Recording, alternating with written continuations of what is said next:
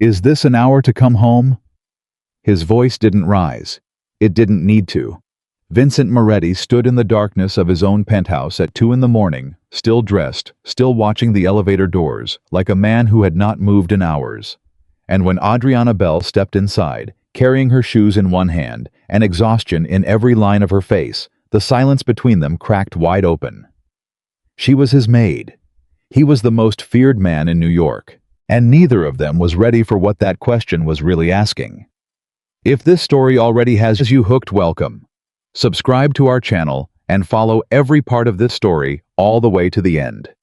And drop a comment below telling us what city you're watching from. I want to see exactly how far this story has traveled. The elevator doors opened at 2:17 in the morning. Adriana Bell stepped into the penthouse expecting silence. She got Vincent Moretti instead. He was standing with his back to the floor-to-ceiling windows, still in his shirt from earlier that day, collar open, sleeves pushed to the elbows. He hadn't turned on the main lights, just the low amber glow from the kitchen counter, which made the shadows on his face look carved rather than cast. His hands were in his pockets, his jaw was set, his eyes were fixed on her the moment the doors parted. Adriana stopped moving. She was holding her shoes in her left hand. Her feet had blistered 2 hours ago, and she hadn't been able to take the pain anymore. Her uniform was stained near the hem. Her hair had come loose from the clip she'd fastened it with at 6 in the morning. She smelled like flour and dish soap and cold night air. She looked exactly like what she was, a woman who had been working since before sunrise. Vincent looked at her for a long moment. Then he said very quietly, "Is this an hour to come home?" Adriana didn't answer right away. She wasn't afraid of him, not in the way most people were afraid of Vincent Moretti. She had cleaned his home for 7 months. She had learned the particular silence of a man who controlled everything around him by controlling himself first. She had learned which mornings meant danger and which meant he simply hadn't slept. She had learned the way he moved through a room like he was calculating distances, exits, threats. She knew him better than he realized. And she knew that right now the thing in his voice was not anger. Not exactly. But she was too exhausted to untangle what it actually was. Her feet hurt. Her back hurt. She had $43 in her checking account and a bill due in 4 days she couldn't pay. And she had been on her feet for 19 hours, and she did not have the emotional space to stand in a darkened penthouse and be questioned by a man who paid her salary. "I'm sorry if I disturbed you," she said. "I'll go straight to my room." She moved to walk past him. "I asked you a question." She stopped. Not because she feared him, but because something in the flatness of his voice made her realize he was serious in a way she hadn't prepared for. She turned to face him. "It's 2 in the morning," he said. "You left this apartment at 6. That's 20 hours. 8 hours, she said carefully. "My shift here ends at 2 in the afternoon. Your shift here ends at 2, and then I have my own time, which is mine." The air between them tightened. Vincent's expression didn't change, but something behind his eyes shifted, something she couldn't name because she had never seen it on his face before. "Where were you?" he said. And that's when the exhaustion cracked right through the surface of Adriana's patience. "Excuse me. It's a simple question." "No," she said, and her voice came out steadier than she felt. "It's not a simple question. It's a question that implies I owe you an account of my time after I've completed my contracted hours, and I don't." Vincent tilted his head slightly. A muscle moved in his jaw. "You live under my roof. I work in your home. That's different." "Not at 2 in the morning, it isn't. That's not how employment works," Adriana said, and she heard the edge in her own voice and was too tired to soften it. "You own my working hours. You don't own me." The silence that followed was the kind that had weight. Vincent Moretti was not a man who got told things he didn't want to hear. Not often. Not by people who understood what he was. His name moved money across 4 states. His name made men go quiet in rooms. He had spent 38 years building a version of himself that no one argued with, not because everyone agreed with him, but because no one had the nerve not to. Adriana Bell, standing in his penthouse at 2 in the morning, with her shoes in her hand and flour on her uniform, was apparently the exception. He stared at her. She stared back. And then, because she genuinely could not stand another second on her feet, she said, "Good night, Mr. Moretti," and walked past him to her room. She didn't run. She didn't apologize. She didn't soften it. She simply walked away. And Vincent stood in the darkness for a long time after her door closed. I didn't sleep that night. He told himself it was because he had a call scheduled with overseas contacts at 4 in the morning, which was true. He told himself the knot in his chest was irritation, which was partially true. He told himself that the image of Adriana walking through his penthouse door at 2 in the morning carrying her shoes, looking like she'd survived something she hadn't told anyone about, was not going to stay in his head. That part was not true at all. At 4 o'clock, he took the call. Marco Ferri, his operations manager, and the person who had been with him the longest, was on the other end. The call lasted 40 minutes and covered 3 separate ongoing concerns: a business negotiation going sideways in Chicago, a shipment delay that needed to be addressed before the weekend, and an alliance meeting being pushed back 2 weeks.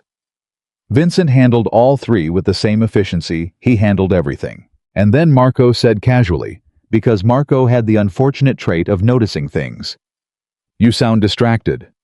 "I'm not." "You've paused 3 times in 20 minutes. You never pause." "I'm calculating." "You calculate in real time. You've been calculating for 38 years. A brief silence. "What happened?" "Nothing happened." Vincent exhaled through his nose. "My maid came home at 2 in the morning and told me I don't own her time." Marco was quiet for a moment. Then he said, and nothing. We're done talking about it. She's right, you know. Good night, Marco." He ended the call. He sat in the chair by the window for another 40 minutes without moving. Adriana was up at 6. She had slept for 3 hours and 40 minutes, which was not enough and was also not unusual. She moved through the penthouse morning routine the same way she always did. Quiet, methodical, efficient. Coffee started before she'd fully woken up. The kitchen counter wiped down. The breakfast she prepared every morning left in the warming drawer because Vincent ate at 7:30 without exception. She did not expect him to be awake at 6. He was. He was sitting at the kitchen island with a cup of coffee she hadn't made, which meant he'd been up long enough to make his own. He was reading something on his phone. He didn't look up when she came in. Adriana stopped for just a moment, recalibrated, and then continued to the refrigerator to start the breakfast preparation. They worked around each other in silence for 5 minutes. Then Vincent said, without looking up from his phone, "You skipped dinner last night." Adriana paused at the cutting board. "I ate at work," she said. "What did you eat?" She hesitated for just a fraction of a second. "I had something." "That's not an answer."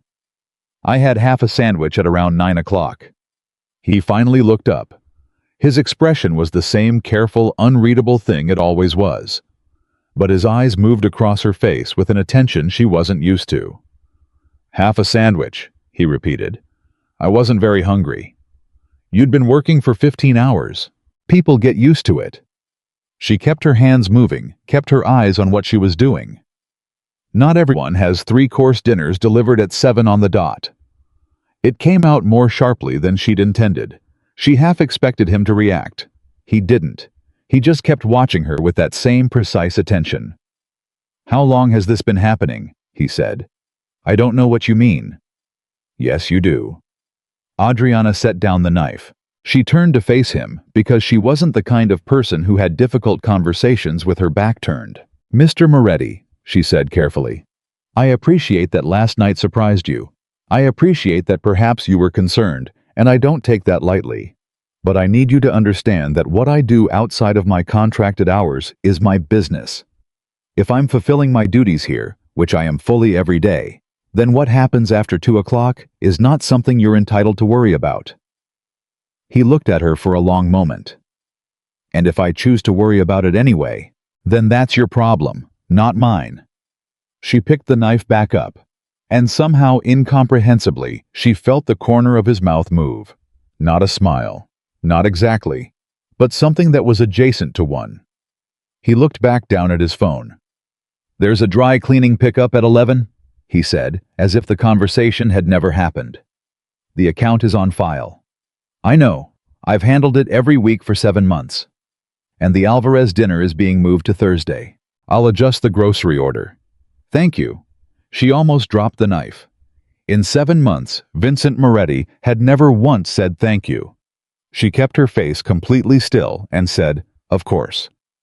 But after he left the kitchen, she stood for a moment alone in the quiet and tried to figure out what exactly had just happened. The week that followed was strange in a way Adriana couldn't fully articulate. Nothing changed technically. She performed the same duties. He occupied the same spaces. The penthouse moved on its same precise schedule, and Vincent conducted his business with the same controlled authority he always had. But something had shifted. He started noticing things. Not obviously. Not in a way she could call out directly. But she became aware of small moments that hadn't existed before. The afternoon. She came back from an errand, and her lower back was clearly giving her trouble. She'd been trying not to show it, but she'd reached for a high shelf and sucked in a breath. He appeared from nowhere and silently moved a box from an upper cabinet to the counter without commenting on it. The morning she was an hour late starting the kitchen routine because she'd been up until 3 dealing with a late bill payment and she'd overslept her alarm. She woke to find the coffee already made and her uniform folded neatly outside her door. He said nothing about either of these things. She said nothing either, but she felt them. And she began to wonder if Vincent Moretti had always been watching or if he had only just started. She also began to notice him. Not in the way she'd noticed him before, cataloging his moods for her own safety, mapping his patterns to stay invisible. This was different. This was against her will, honestly. She noticed that he ate alone at every meal always. That he had not once had a personal phone call in the 7 months she'd worked there. Only business, only operational, only formal. That he kept a photograph on the bookshelf in his office, turned slightly away from the door, so you wouldn't see it unless you were dusting the shelf. And the photograph was of a woman and a young boy she didn't recognize, both of them laughing. She noticed that he never laughed. She noticed that when he thought he was completely alone, truly alone, before she'd announced her presence in a room, the careful control on his face sometimes slipped, and what lived underneath it was not cruelty. It was something closer to loneliness. She did not want to feel sympathetic about that. She felt it anyway. 3 weeks after the night of the confrontation, Adriana's second job nearly collapsed. She had been working the late shift at a small bakery 3 nights a week. The owner, a woman named Rosario, who had known Adriana's mother, had given her the job as a quiet favor when things got difficult. The pay was not significant, but it helped. Then Rosario called her on a Thursday afternoon with something in her voice that Adriana had learned to dread, the specific soft quality of bad news being delivered gently. "Mija," Rosario said, "I need to talk to you." "What's wrong?" "The shop. I've been struggling for months. I didn't want to say anything because I know you need the income. But I can't keep the night shifts staffed anymore. I'm going to have to let the late position go." Adriana sat very still on the edge of her bed. "When?" she said. "End of the month." That was 11 days away. She did the math automatically, the way she always did, the way her brain had been running numbers constantly for the past 8 months, like a background program that never fully shut down. The debt. The payment schedule. The gap that Rosario's income had been bridging. Without it, she was short, significantly. "Adriana," Rosario said gently. "Are you still there?" "I'm here. Yes. Thank you for telling me, Rosario. I understand completely." "I'm so sorry." "Please don't be. You've been extraordinarily kind." She ended the call and sat on the edge of her bed and looked at the wall for a long time. Then she opened the notebook she kept under her mattress, a pale blue spiral notebook that she had been writing in for 8 months. Numbers and schedules and plans.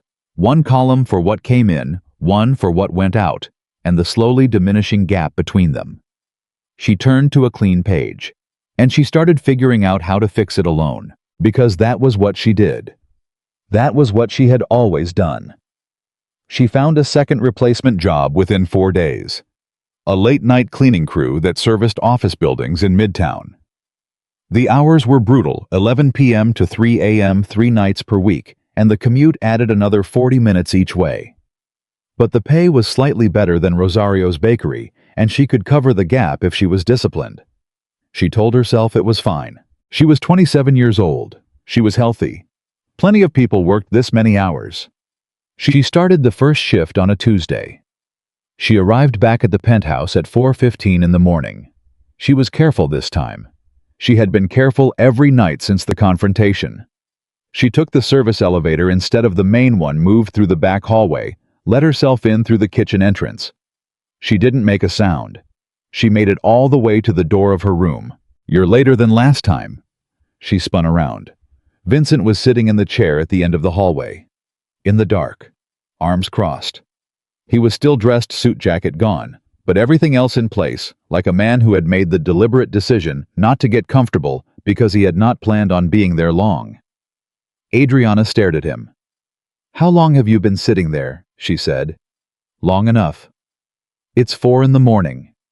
"Yes. You should be asleep." "So should you." His eyes moved across her, slow and deliberate, taking in the cleaning company lanyard still around her neck, the industrial gloves stuffed into her jacket pocket. The particular kind of exhaustion that was different from tired, the kind that came from labor rather than sleeplessness. "What are you doing?" "I told you. My time after 2 is..." "You're working another job." The silence was immediate. Adriana felt something cold move through her chest. "You had a different smell last week," he said, his voice completely even. "Flour and yeast. Tonight it's cleaning solvent. Different employer." He tilted his head. "How many jobs are you working?" She didn't answer. "Adriana." It was the first time he had ever used her first name. She felt it land somewhere unexpected. 2, she said quietly. "For how long?" 8 months. He went very still. 8 months, he repeated. Slowly. Like he was translating something. "I'm handling it. Everything here is being done properly. My duties haven't suffered." "I know your duties haven't suffered." He rose from the chair, not quickly, not aggressively, but with the deliberate steadiness of a man choosing his movements carefully. "I know exactly how your duties are being performed. I've known for 7 months. That's not what I'm concerned about." "Then what are you concerned about?" He looked at her, and in the low light of the hallway, with the city glowing faintly through the windows behind him, she saw something on Vincent Moretti's face that she had not been prepared for. It looked like guilt. "You've been working yourself into the ground," he said. "In my home, under my roof, and I never noticed." "It's not your responsibility to notice. You are in my care. I am your employee." "That's not..." He stopped himself, pressed his lips together, started again. "In this house, everyone under this roof is my responsibility. That's not negotiable. It has nothing to do with employment." Adriana looked at him for a long moment. "With respect," she said carefully, "that philosophy, taking responsibility for everyone around you, making yourself the authority on who needs what and when. That's the same philosophy that had you interrogating me in the dark at 2 in the morning. The line between protection and control is thinner than you think." He didn't argue. That surprised her. He just stood there in the hallway and took it. "You're right," he said finally. She hadn't expected that either. She didn't know what to do with a Vincent Moretti who admitted she was right. "Go to sleep," he said quietly. "We'll talk tomorrow." "There's nothing to talk about." "There's everything to talk about." He moved past her toward the main hall. He paused without turning around. "And Adriana?" "Yes." "Take the real elevator next time. This is your home too." He walked away. She stood in the hallway for a long moment, completely alone, and something that had been locked very tightly inside her chest shifted just slightly in a direction she hadn't anticipated. She could not sleep. She lay in her bed and stared at the ceiling and turned the conversation over and over, the way you turn a stone in your hand to understand the weight of it. "This is your home too."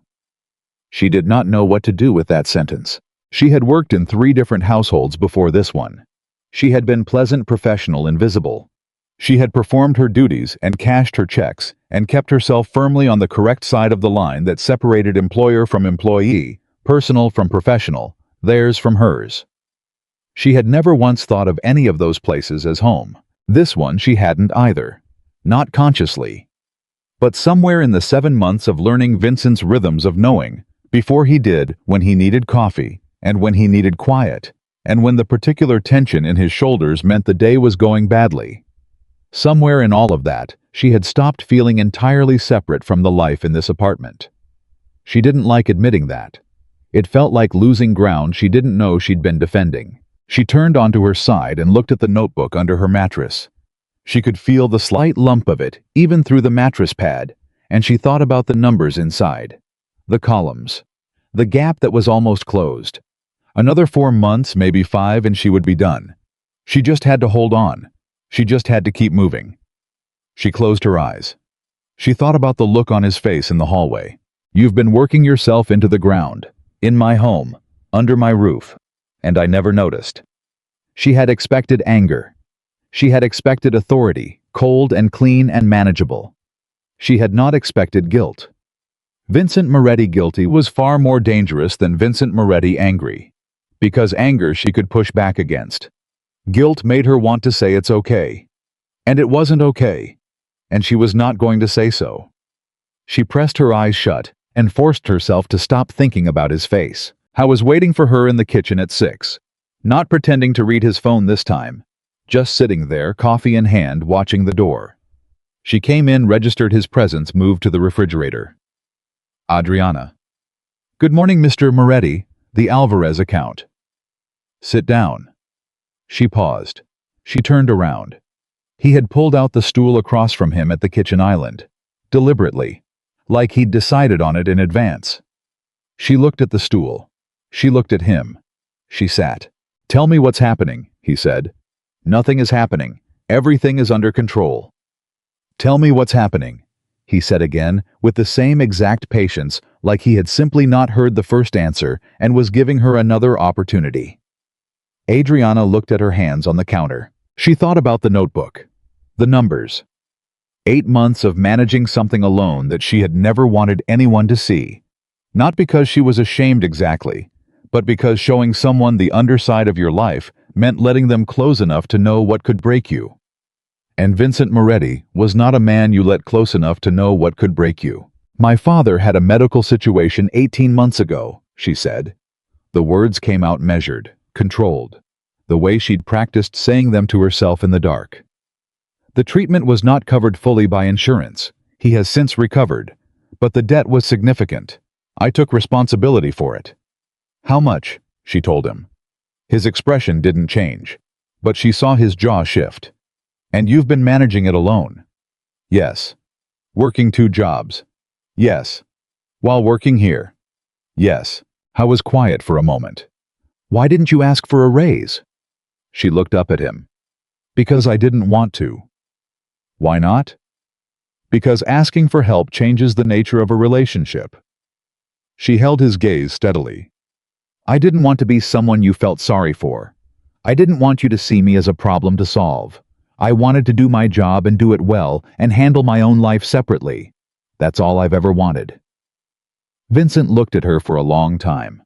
And what do you want now? He said. The same thing. That's not sustainable. Most of life isn't sustainable. You find a way. There are better ways. Mr. Moretti. Vincent.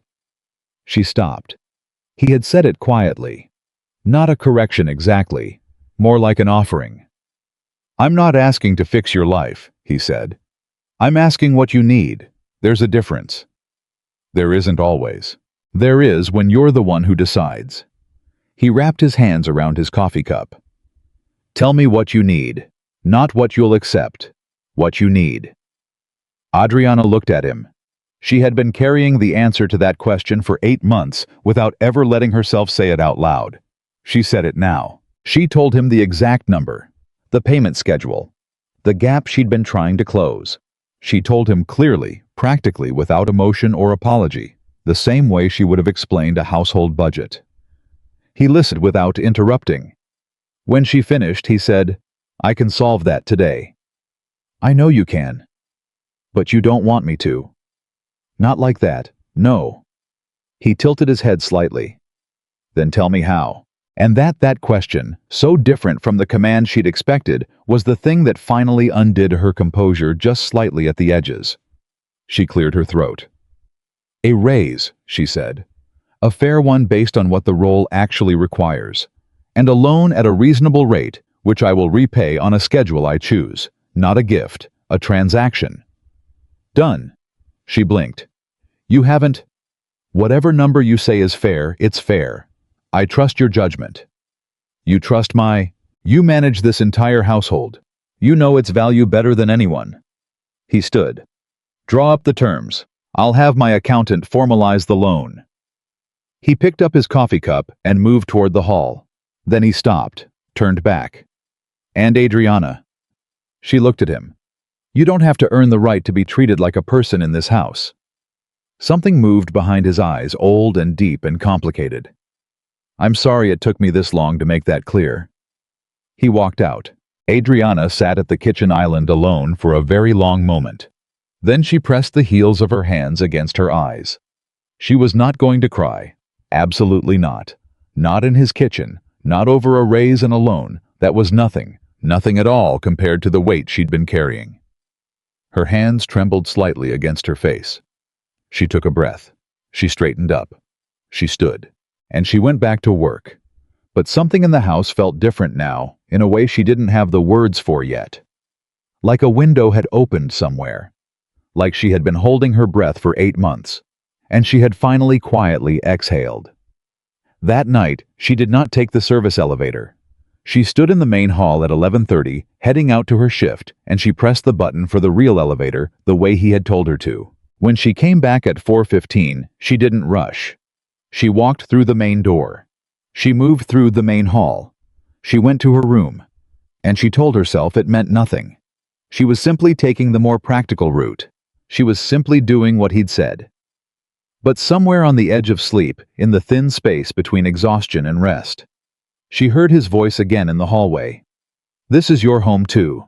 And this time, she let herself wonder what it would mean if she believed him. The loan papers arrived on the kitchen counter the next morning. Adriana found them at 6:15, before Vincent was awake, before the coffee finished brewing, before she had fully processed that yesterday had actually happened. She picked up the folder and opened it. 4 pages clean and formal, drafted by the accountant, whose name she recognized from the household filing system. The loan amount was exactly what she had said. The interest rate was reasonable, genuinely reasonable, the kind a good bank would offer someone with a solid credit history, not the kind a man with Vincent Moretti's resources would offer out of pity. The repayment schedule had 3 options with a note at the bottom in handwriting she didn't recognize as the accountant's. She looked more closely. The handwriting was Vincent's. Choose the schedule that works for you. If circumstances change, the terms can be renegotiated. VM. She read it twice. Then she set it down and stood very still for a moment, because something about seeing his handwriting, not a typed instruction, not a forwarded directive, but actual pen on paper, deliberate and direct, made the transaction feel human in a way she hadn't anticipated. She picked up a pen from the drawer. She initialed the second repayment option. She left the folder in the center of the counter where he would see it. And then she made the coffee and started the breakfast routine and told herself firmly that a loan was a loan was a loan, and nothing about this morning was different from any other morning. She almost believed it. Vincent found the folder at 7:20. He picked it up, saw the initialed option, saw that she had signed her full name, Adriana Rose Bell, in clear, confident letters that didn't lean or waver. He closed the folder. He handed it to Marco, who was sitting at the island across from him, eating toast and wearing the expression of a man who was trying very hard not to say something. Send it to the accountant, Vincent said. Already texted him, Marco said. He set down his toast. She's good. She's efficient. I meant as a person. Vincent picked up his coffee. Forward him the file. Done. Marco looked at him with the particular brand of patient observation that came from knowing someone for 22 years. You look different. I look the same. You look like you slept. I always sleep. You look like you slept and meant it. Marco tilted his head. When's the last time that happened? Vincent didn't answer. Marco picked up his toast again. Thought so. Adriana was changing the linen in the east bedroom when she heard voices from the study. She wasn't eavesdropping. The door was partially open, and she was moving quietly, and the voices carried in the way voices do in rooms designed for grandeur rather than privacy. She recognized Marco's voice. She had met him twice, a compact, sharp-eyed man in his late 40s who always looked like he was doing 5 calculations simultaneously. The other voice was one she didn't know. She kept moving. It was none of her business. Then she heard her name. The girl is a liability, Vin. You know how this works. She went still. She's not a liability. She lives here. She sees things. People come and go. She's in the middle of it, and now you've given her a financial arrangement that creates a record.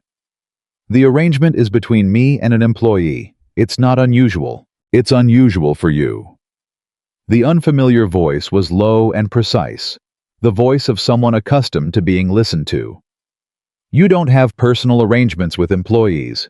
You don't have personal anything with employees. This one is different, and everyone in your circle has noticed. What everyone in my circle thinks is not a conversation I'm going to have. Vin. This conversation is over. A pause. She's going to become a problem, the voice said, quietly, steadily, not threatening, which was somehow worse. Not because of what she is, because of what you're starting to feel. And in our world, what you feel is the first thing someone will use against you. Adriana did not move. She heard Vincent say with complete and absolute flatness, "Touch her, and I'll dismantle you piece by piece. Is that clear?" Total silence. Then footsteps. The study door pulled closed. Adriana stood in the east bedroom with a sheet in her hands and her heart beating in a way that had nothing to do with fear. She shook herself. She went back to work. She did not think about what she'd just heard. She thought about it for the rest of the day. At 1:40 in the afternoon, 20 minutes before her contracted shift ended, Adriana was in the laundry room folding when Vincent appeared in the doorway. "I need to ask you something," he said. She kept folding. "Ask. Are you afraid of anyone who comes through this apartment?" She paused for exactly 1 second, then continued folding. "No. If that changes, I need you to tell me." She looked up at him. "Are you expecting it to change?" He held her gaze. "I'm being careful." "About what?" "About you." He said it plainly without softening it. "There are people who will notice that I care what happens to you. Those people are not always reasonable." Adriana set down the shirt she was folding. "Are you telling me I'm in danger?" "I'm telling you that your safety matters to me, and I'm managing it. I wanted you to know that. You wanted to give me the information and let me decide what to do with it." "Yes." She studied him. "Is that a different approach than you usually take?" she said. Something flickered at the edge of his expression. "Yes." She picked the shirt back up. "I appreciate it. Thank you. If anything feels wrong, I'll tell you." She folded the shirt cleanly and set it in the stack. "Mr. Moretti." "Vincent." She looked at him. He held her gaze with the same steady calm he used for everything, but underneath it was something that was asking rather than demanding. "Vincent," she said. He nodded once and left. Adriana stood in the laundry room alone and breathed very deliberately for a moment. Then she reached for the next shirt. Her hands were completely steady. She was proud of that. The name of the man she'd overheard in the study was Dante Ricci.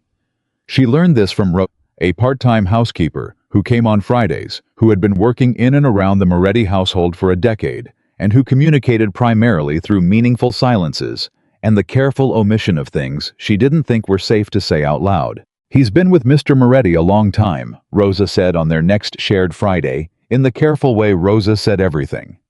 She was wiping down the far counter eyes on her work. "He manages certain interests." "What kind of interests?" Adriana said. Rosa's cloth moved in a slow circle, the kind that require managing. She didn't elaborate. He doesn't like change, or uncertainty, or anything that might create either. Adriana thought about the voice from the study. She's going to become a problem. Has he said anything to you? Rosa asked, still not looking up. He doesn't know I exist. He knows everything. That's his job. Adriana filed that away and said nothing else. But she started paying attention to the patterns of who came and went. Not out of fear, or not primarily fear. Because she had spent 8 months managing her life on information, on knowing exactly what was happening around her, and planning accordingly, and she was not about to stop now. Dante Ricci came to the penthouse on the following Tuesday. Adriana was in the kitchen when he arrived. She had seen him twice before in passing and registered him the way she registered all of Vincent's associates' name-roll level of access. He was perhaps 50, well-dressed with the lean economy of movement that came from decades of existing in high-stakes rooms. He had eyes that moved before the rest of him did, cataloging everything before he committed to entering it. Those eyes found her immediately. "You're the one managing the household," he said. It wasn't a question. "I am." She kept her tone professional and blank. "Can I get you something while you wait?" "No." He studied her with a directness that was specifically designed to be uncomfortable. "You're the one he gave the arrangement to." "I have an employment arrangement with Mr. Moretti, yes." "A financial one. That's between me and my employer." She held his gaze with complete steadiness. "If you'd like to wait in the study, I can let him know you're here." Dante Ricci looked at her for a moment longer. Then the edge of his mouth moved, not warmly. "You're confident," he said. "I'm professional. In this house, there's a difference." "Not to me." She gestured toward the study. "Right this way, Mr. Ricci." He followed her, and she felt his gaze on her back the entire way down the hall, assessing, calculating, filing. She kept her pace even. She did not rush. She told Vincent that evening.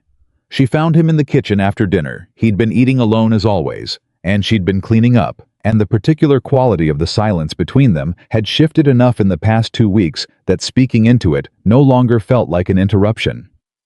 "Ricci spoke to me today," she said. Vincent looked up from the table. "What did he say?"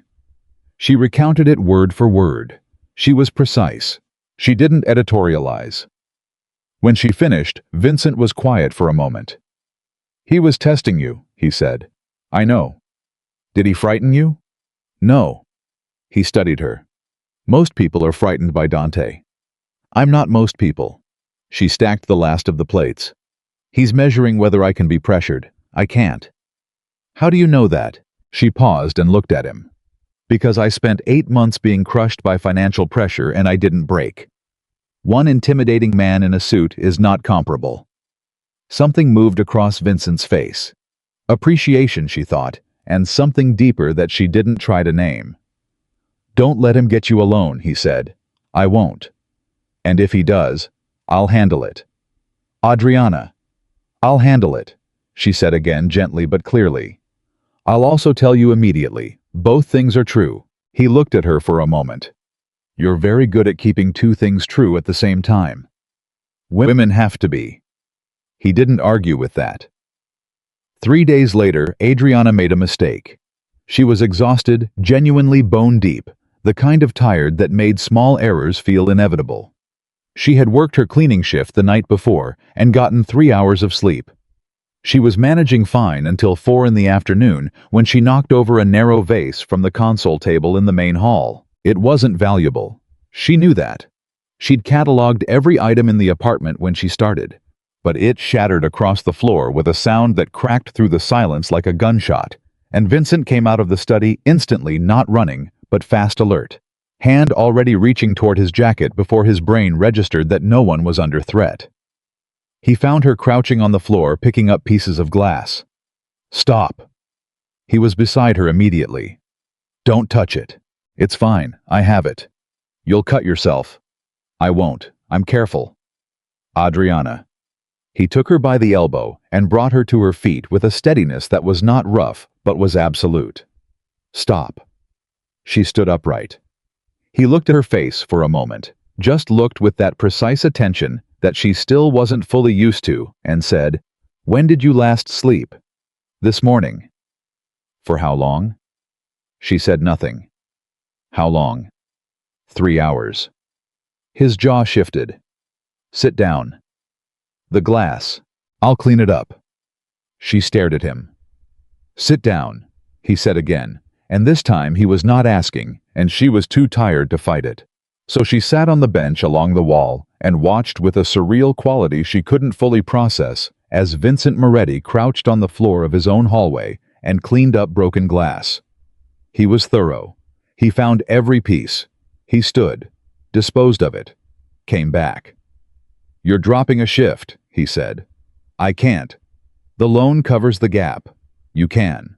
The loan is supposed to be a financial tool, not a pride instrument. He sat across from her on the edge of the hall table, which she had never seen him do, which meant he was choosing proximity deliberately. "I did the math. If you drop one of the night shifts, the loan covers the monthly shortfall through the end of your repayment period. Nothing changes on your timeline." She looked at him. "You did the math," she said. "Yes." "On my finances." "Yes." She should have been annoyed. She knew that. She tried to locate the annoyance and found it was buried somewhere under a tiredness so complete that all she had left was honesty. "You went through my numbers," she said quietly. "Your accountant shared what was necessary, with your permission. I signed a general authorization in the loan paperwork." "Yes." "I didn't know it meant that." He met her gaze steadily. "Would you have said no if you had?" She thought about it honestly. "I don't know," she admitted. He nodded as if that was the truest answer, and he respected it more than a clean yes or no. "Drop the Thursday shift," he said. "Sleep. Do your job here. Repay the loan on schedule. That's the plan." "You're telling me what to do." "I'm telling you what makes sense." He stood. "Whether you do it is your choice." She looked up at him from the bench. He was standing over her, not looming, not imposing, just standing, and the light from the hall caught the angles of his face, and she could see in that moment both the man everyone feared and the man she had slowly come to understand were not entirely the same person. "Why do you care?" she said. It came out quieter than she meant it to. He held her gaze. "Because I should have been paying attention from the beginning," he said. "And I wasn't. And I'm trying to correct that." "You don't owe me correction." "No, but I want to make it anyway." He moved toward the study. "Sleep tonight, Adriana. The Thursday shift will still be there if you decide you need it." She sat on the bench alone after he left. She thought about Thursday. She thought about 3 hours of sleep and broken glass, and the math he'd done on her behalf without being asked. She thought about the way he'd said her name, not sharp, not instructional, but careful, like something he meant to handle correctly. She went to her room. She canceled Thursday. She slept for 8 hours. She told herself it was a purely practical decision. Something shifted after that. It was not dramatic. There was no single moment she could point to. It was the accumulation of small things that slowly became impossible to ignore. Vincent started leaving the study door open. He had never done that before. The study door had always been closed firmly, deliberately, the universal signal that what happened inside was separate from what happened in the rest of the apartment.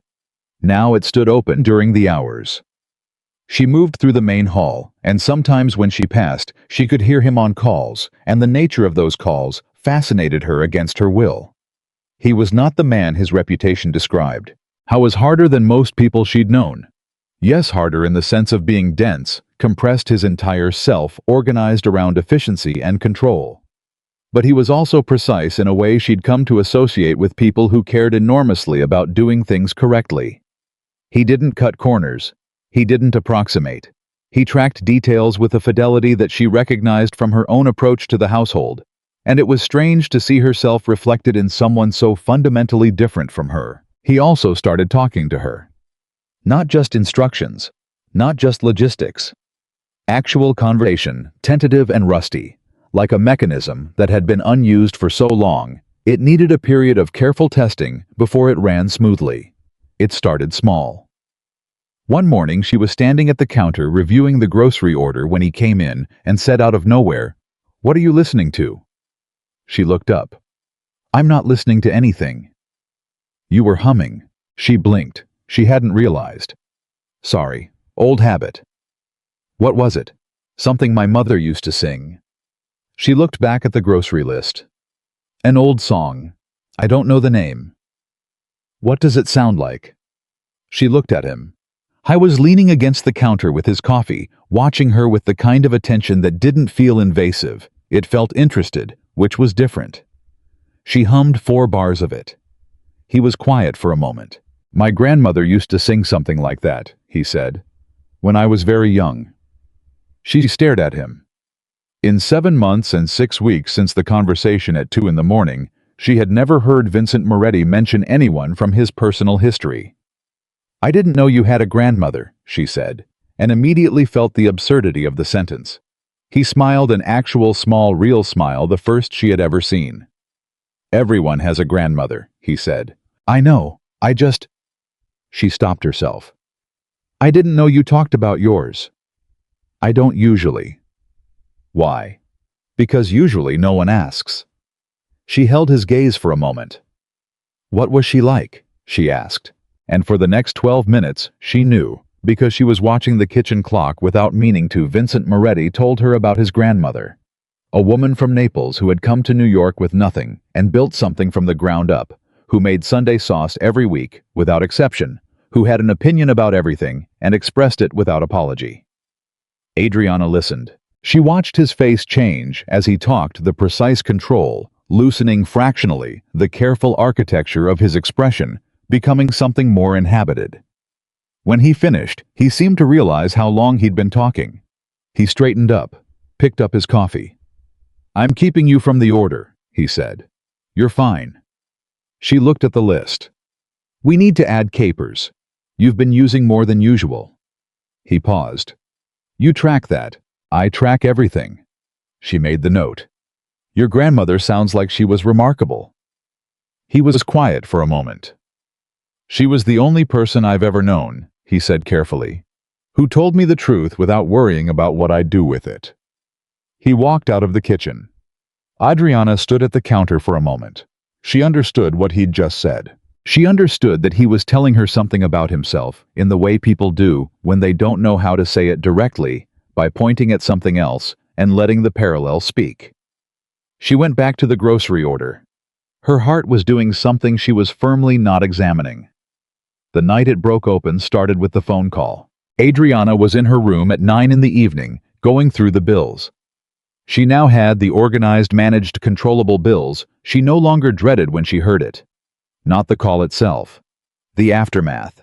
A door slamming. Not in rage. Vincent didn't express anger in slams, he expressed it in silences and in stillness. But a door closing with more force than usual was something she had learned to register. Then nothing. 15 minutes of absolute silence. She told herself it was none of her business. She told herself that a dozen times. She got up. She went to the kitchen and made 2 cups of coffee, and she carried one of them down the hall, and she knocked on the study door, even though it was 9 at night, and she was 2 hours past her shift. "Come in," he said. She pushed the door open. I was at his desk, but he wasn't working. He was sitting with his elbows on the desk and his face in his hands, which was such a completely human posture that it startled her, so different from every version of him she had catalogued that she had to adjust rapidly. She put the coffee on the desk beside him. She said nothing. He lifted his head and looked at her. "You're not on duty," he said. "No." "Then why?" "I heard the door." She kept her voice neutral. "You don't have to tell me anything. I just didn't want you to sit alone with whatever it is." He looked at her. The room was quiet. "One of my men was hurt tonight," he said. "He's alive. He'll recover." He paused. "He has 3 children." Adriana sat down in the chair across from his desk, not because she was asked to, because the weight in his voice required it. "Is he going to be all right?" she said. "The doctors say yes, but you don't trust that yet." He looked at her sharply. "No." he said after a moment. Not yet. That's reasonable. She folded her hands in her lap. You don't have to trust it yet. He stared at her. Most people tell me everything is fine, he said. Most people are afraid of you. And you're not. I'm a little afraid of you, she said honestly. But not right now. He was quiet. Why not right now? He asked. Because right now you're not frightening. She held his gaze steadily. Right now you're just a person who's worried about someone. Vincent Moretti looked at Adriana Bell across the width of his desk, and something in his face changed. Changed something deep structural, the kind of change that didn't make a sound, but that altered the shape of everything around it. I don't know how to do this, he said. The honesty of it was so unguarded that she felt it land physically. I know how to manage. I know how to control. I know how to make problems stop. He looked at the coffee she'd brought. I don't know how to sit with something and wait. Most people don't, she said gently. Most people spend their whole lives running from the sitting and waiting part. What do you do? She thought about it seriously. I remind myself that the waiting has an end, she said. Even when I can't see it. The end is there. It's always been there. I just have to get through the part between now and then. He looked at her for a long moment. You've had a lot of practice with that, he said quietly. I have. I'm sorry. Don't be. It made me who I am. She stood. Drink the coffee. It'll help. Coffee doesn't actually help. No, but having something warm in your hands does. She moved toward the door. The man with the 3 children, what's his name? Leo. I'll light a candle for Leo tonight. He blinked. It was the most unguarded expression she had ever seen on him. My mother taught me that. You light a candle, and it means you're holding someone in your thoughts. She paused at the door. It sounds small. It isn't. She closed the door softly behind her. She walked back to her room. Her hands were shaking very slightly, not from fear, not from cold, but from the particular effort of holding herself together through something that had asked more of her than she'd anticipated. She found a small candle in the drawer beside her bed. She lit it. She put it on the windowsill. She sat on the edge of her bed and looked at it. Leo, she thought. 3 children. Come home. And then, because she was honest with herself, even when she didn't want to be, she thought about the look on Vincent's face when she'd said, right now, you're just a person who's worried about someone. She thought about how he had not looked away. She thought about how neither had she. The candle burned small and steady on the windowsill. Outside, the city moved through its own enormous night, indifferent and endless. Inside this apartment, this strange, complicated, not quite home, that was slowly becoming something she didn't have a word for. 2 people sat separately in their separate rooms, both of them awake, both of them aware in the particular way that could not be undone, that something between them had changed into something neither of them had planned for. And neither of them knew what to do with that. Not yet. Leo came home from the hospital on a Thursday. Adriana knew because Vincent told her.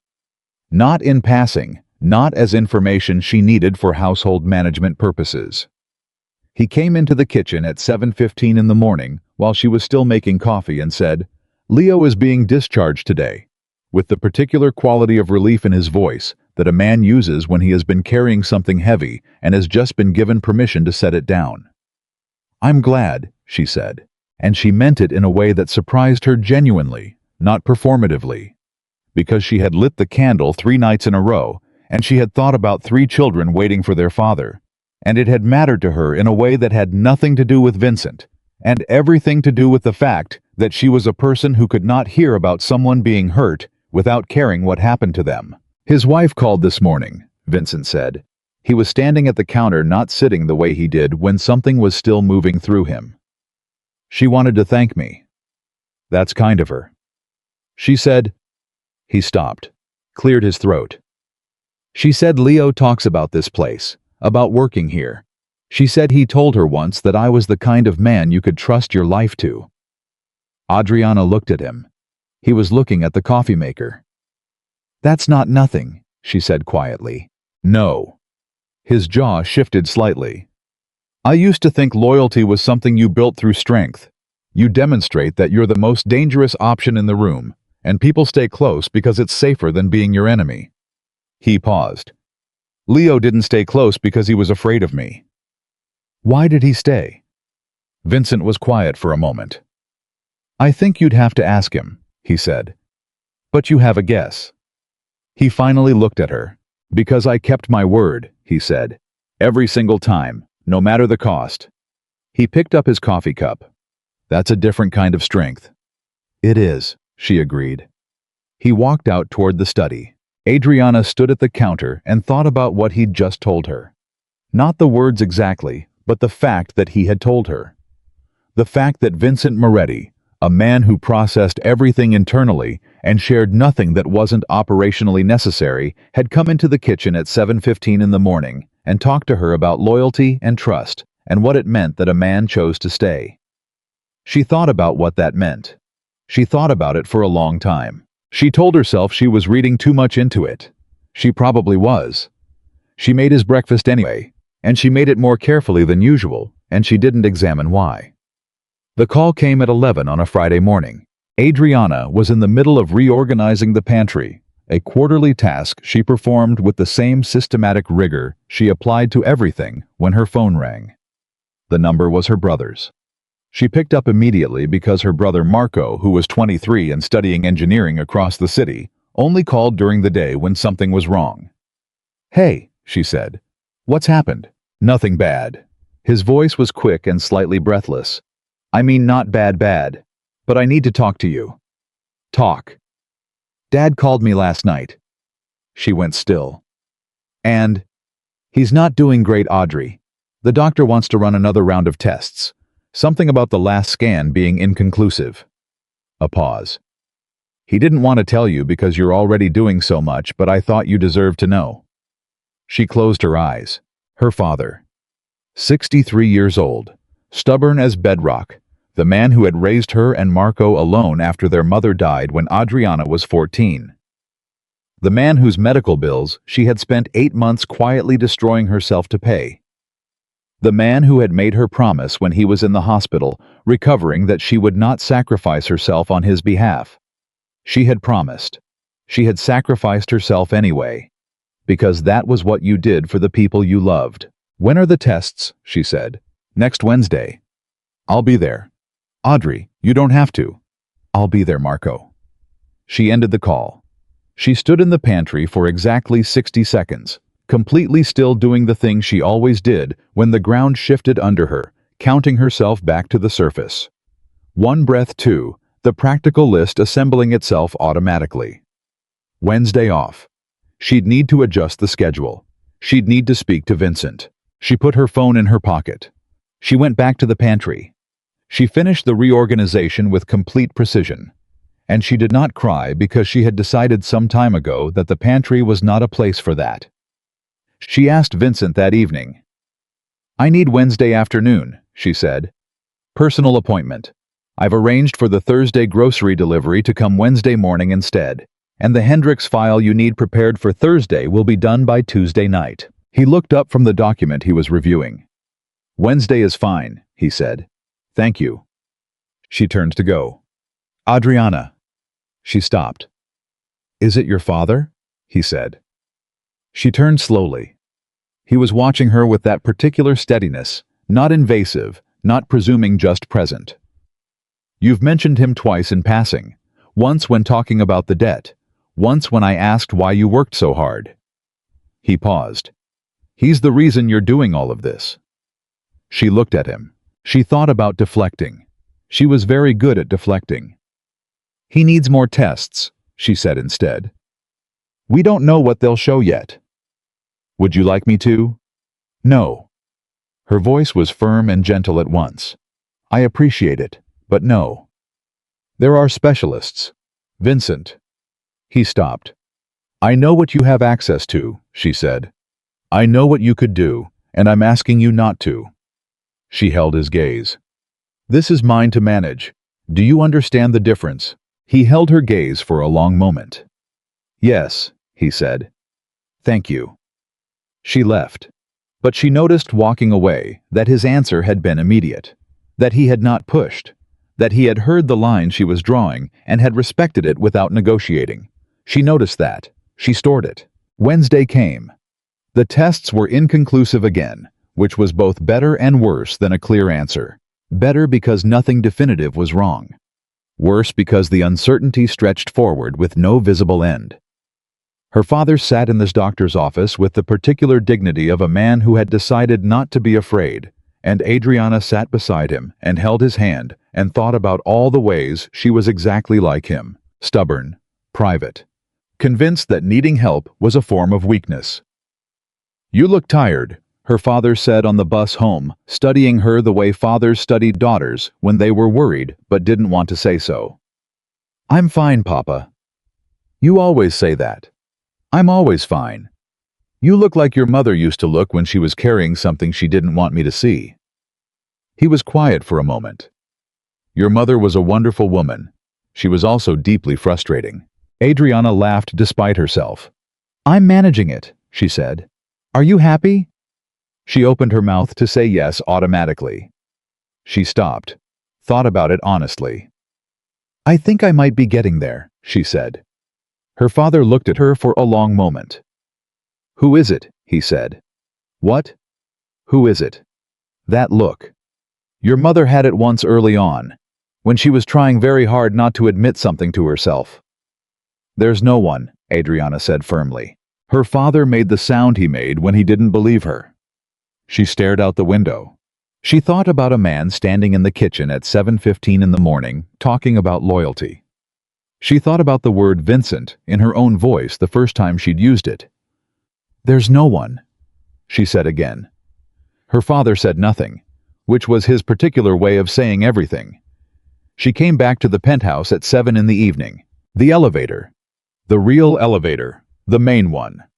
The one she had stopped apologizing for using opened onto the main hall, and she stepped out and registered immediately that something was wrong.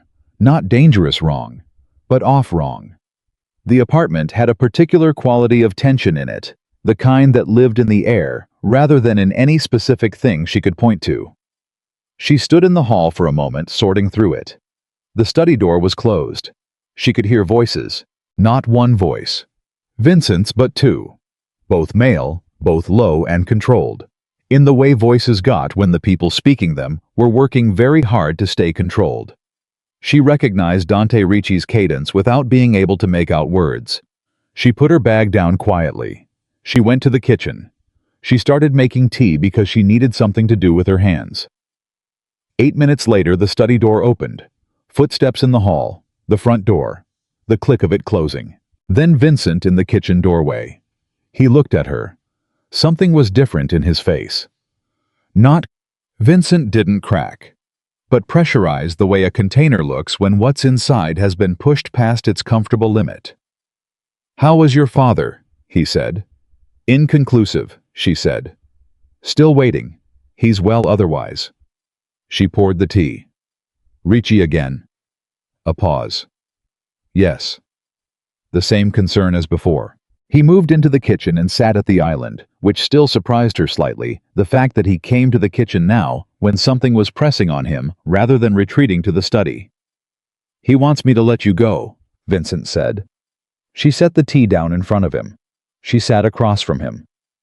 "What does he mean by that?" she said carefully. "Terminate your employment. Remove you from the apartment." He wrapped his hands around the cup without drinking. "His argument is that I've created a vulnerability. That in my line of work, emotional connection is a liability that can be exploited." Adriana looked at him steadily. "What did you say?" "I said no." "What did he say to that?" "He said that I was allowing sentiment to compromise my judgment." Vincent looked at the cup. "He said that if I wasn't going to remove you myself, he would find another way to manage the situation." The air in the kitchen changed. "What does that mean?" she said. "It means he'll find leverage, something that makes your continued presence here untenable." His eyes came up to hers. "Dante does not make empty statements. So he's going to come after me. He's going to try to make you leave voluntarily. or he's going to create a situation where I believe it's necessary." He held her gaze. "I'm telling you this because you deserve to know, not because I want you to be frightened." "I'm not frightened of Dante Ricci. I know. I'm—" She stopped. Thought. "I'm angry, actually. That a man I barely know has the audacity to make decisions about my life as a chess piece in someone else's game." "That's understandable. What are you going to do?" "Manage Dante." A pause. "What are you going to do?" She looked at him. "I'm not leaving," she said. Something in his face shifted. Quick. Almost imperceptible. But she caught it. "You should think carefully about that," he said. "I have. It's been 30 seconds. I'm a fast thinker." She held his gaze. "I'm not leaving because of an intimidation campaign from a man who has decided I'm an inconvenience. If I leave because Dante Ricci pressures me out, I lose. And I don't lose." She paused. "However, if at any point the situation becomes genuinely dangerous, and I mean dangerous, not uncomfortable, not politically inconvenient, then we can have a different conversation." Vincent looked at her for a long moment. "Most people would have left already," he said. "I'm not most people. You've established that." She picked up her tea. "Is he likely to approach me directly?" "Possibly." "Then I'll be ready." She drank. "And Vincent?" "Yes. The emotional connection he's worried about." She set her cup down, said it clearly, looking straight at him. "He's not wrong that it exists. I want you to know that I know that. And I'm choosing to stay anyway. Not because I'm reckless, because some things are worth the risk." The kitchen was very quiet. Vincent did not look away. "Adriana," he said. "You don't have to say anything," she said. "I'm not asking for a response. I'm just being honest because you've been honest with me, and that deserves reciprocity." He was still looking at her. "Thank you," he said finally. Not performatively, not as a deflection. The way a person said thank you when they meant it completely and couldn't find bigger words. She nodded. She stood up. She took her cup to the sink. "I'm going to bed," she said. Wednesday was long. "Adriana." She turned at the doorway. "Be careful," he said. "Not because you can't handle yourself. Because you matter, and I don't want you hurt." She looked at him. She could feel the weight of those words, the effort it had cost him to say them, that directly, given that he was a man who had spent 38 years treating directness about his own feelings as a form of weakness. "I know," she said softly. She went to her room. She did not sleep for quite some time. Dante Ricci moved faster than she expected. 4 days later, Adriana received a call from an unknown number. She almost let it go to voicemail. Something made her answer. The voice was professional, measured, and completely without warmth. "Miss Bell, I represent certain interests that intersect with your current employment situation. I'd like to discuss an arrangement." She recognized the cadence immediately. Not Ricci himself, someone working for him. A go-between. "I'm not interested in arrangements from people who won't identify themselves," she said. "It would be worth your while to hear, no." She kept her voice pleasant. "If your employer would like to speak to me directly, he knows where I live. Otherwise, don't call this number again." She hung up. She stood in the kitchen and breathed steadily for a moment. Then she called Vincent's number. He picked up on the second ring. She told him what had just happened. Word for word. "Don't engage again," he said. "If they call back, let it go." "I know," she paused. "He's escalating." "Yes." "What does that tell you?" "That he's more concerned than I thought." She could hear the shift in his voice, something calculating moving through it. "Which means he's seen something that worries him." "What?" "Us," he said simply. "The fact that this is real." She sat with that. "Is it?" she said. A long pause. "Yes," he said. She closed her eyes briefly. "Okay," she said. "Okay," he repeated. Neither of them added anything. She ended the call. She stood in the kitchen. She was smiling very slightly, in a way she was grateful no one could see.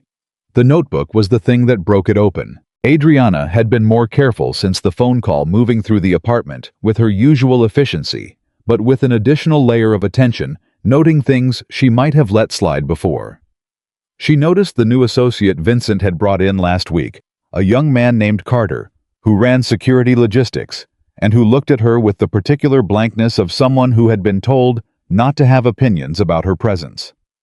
She noticed that Marco Ferry, Vincent's longtime operations man, had started positioning himself subtly between her and certain rooms when Ricci's people were in the building. She noticed that Vincent himself had started being more deliberately visible in her vicinity when she was working. Not hovering, not protective in a performative way, just present. Close enough that the calculation of approaching her became more complicated. She saw all of this. She understood all of this. And then on a Thursday afternoon, she came back from an errand 20 minutes earlier than expected and found Ricci's associate, the same professional measured voice in human form. A woman. Adriana now knew was called Lena, standing in the hallway outside Adriana's room with a phone in her hand and her eyes moving along the frame of the door. Adriana stopped. "Can I help you?" she said. Lena turned. Her expression didn't change.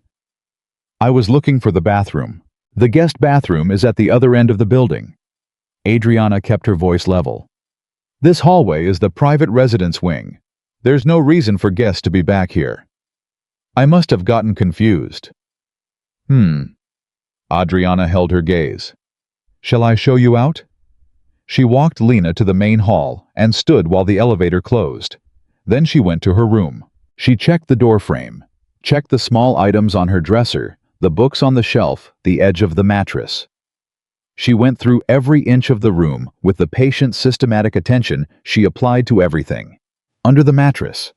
The notebook was still there, but it had been moved, not dramatically, not carelessly.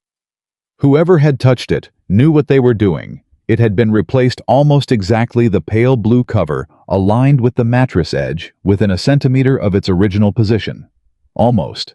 Adriana had been putting that notebook in exactly the same position for 8 months. She knew its alignment, the way she knew the position of every item in the household she managed, by feel, by habit, by the particular kind of precision that came from doing something the same way every single time. It had been moved.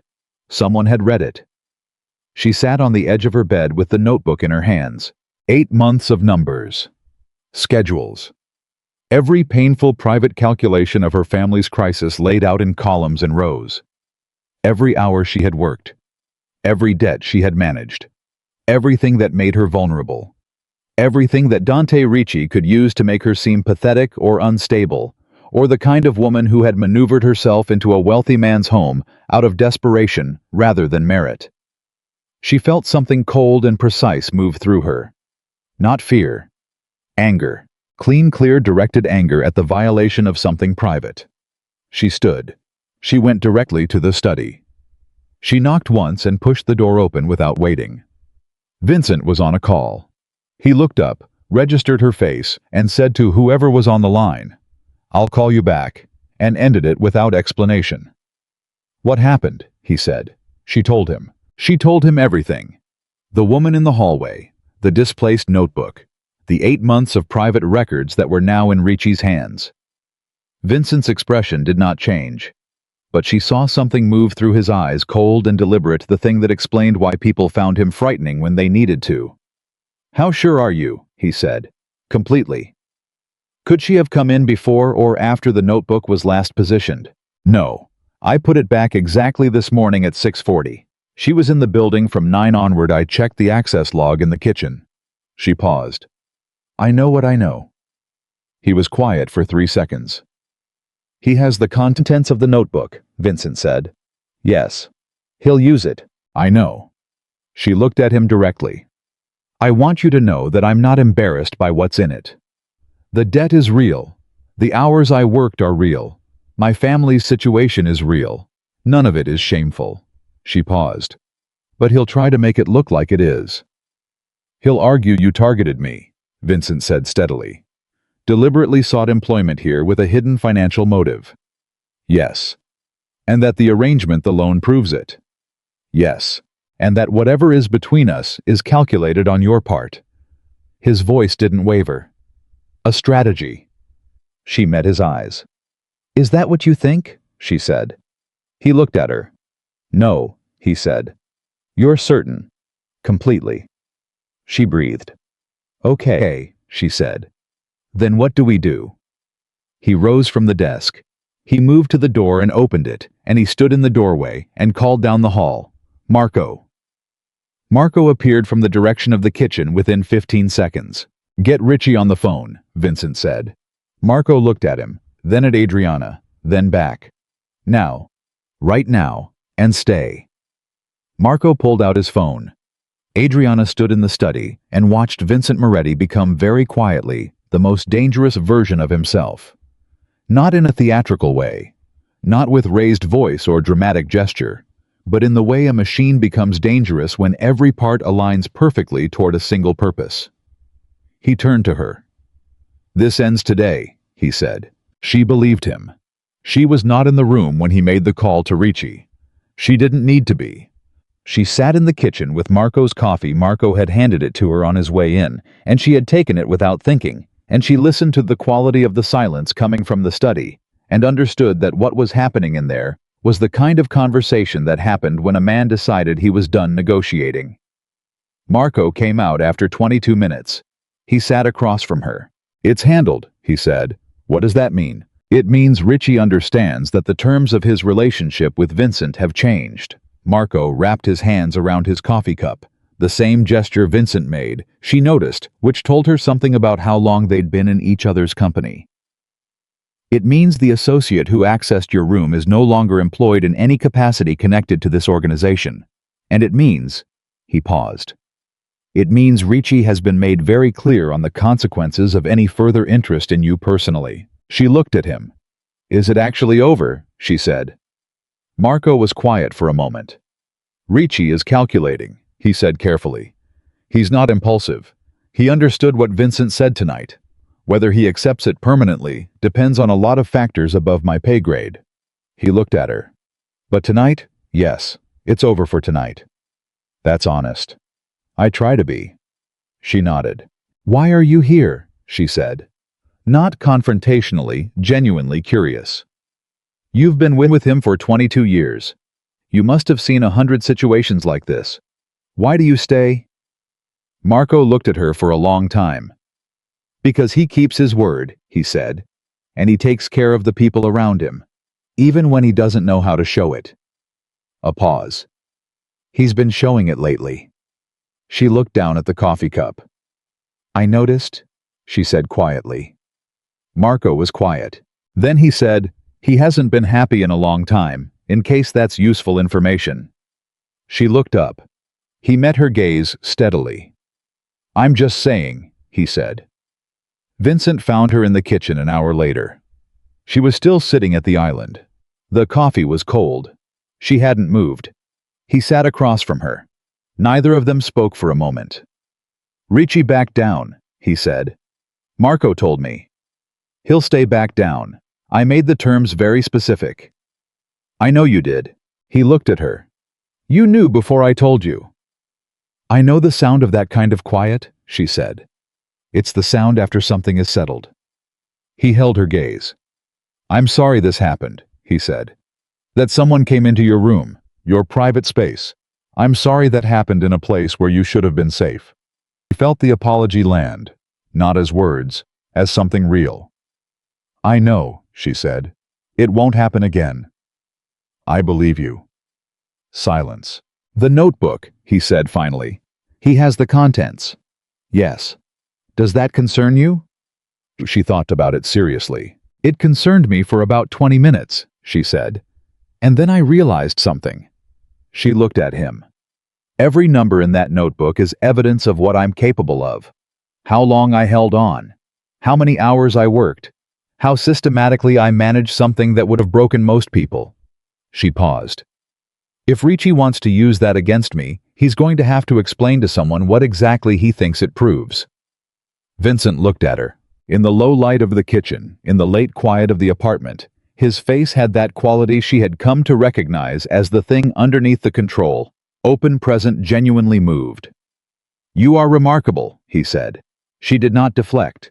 She did not say something self-deprecating or redirect. She held his gaze and let it land. "So are you," she said, "when you let yourself be." The kitchen held them both. Outside, the city ran on. Inside this place that was becoming slowly, undeniably, without either of them having planned for it, something more than an apartment and something more than employment.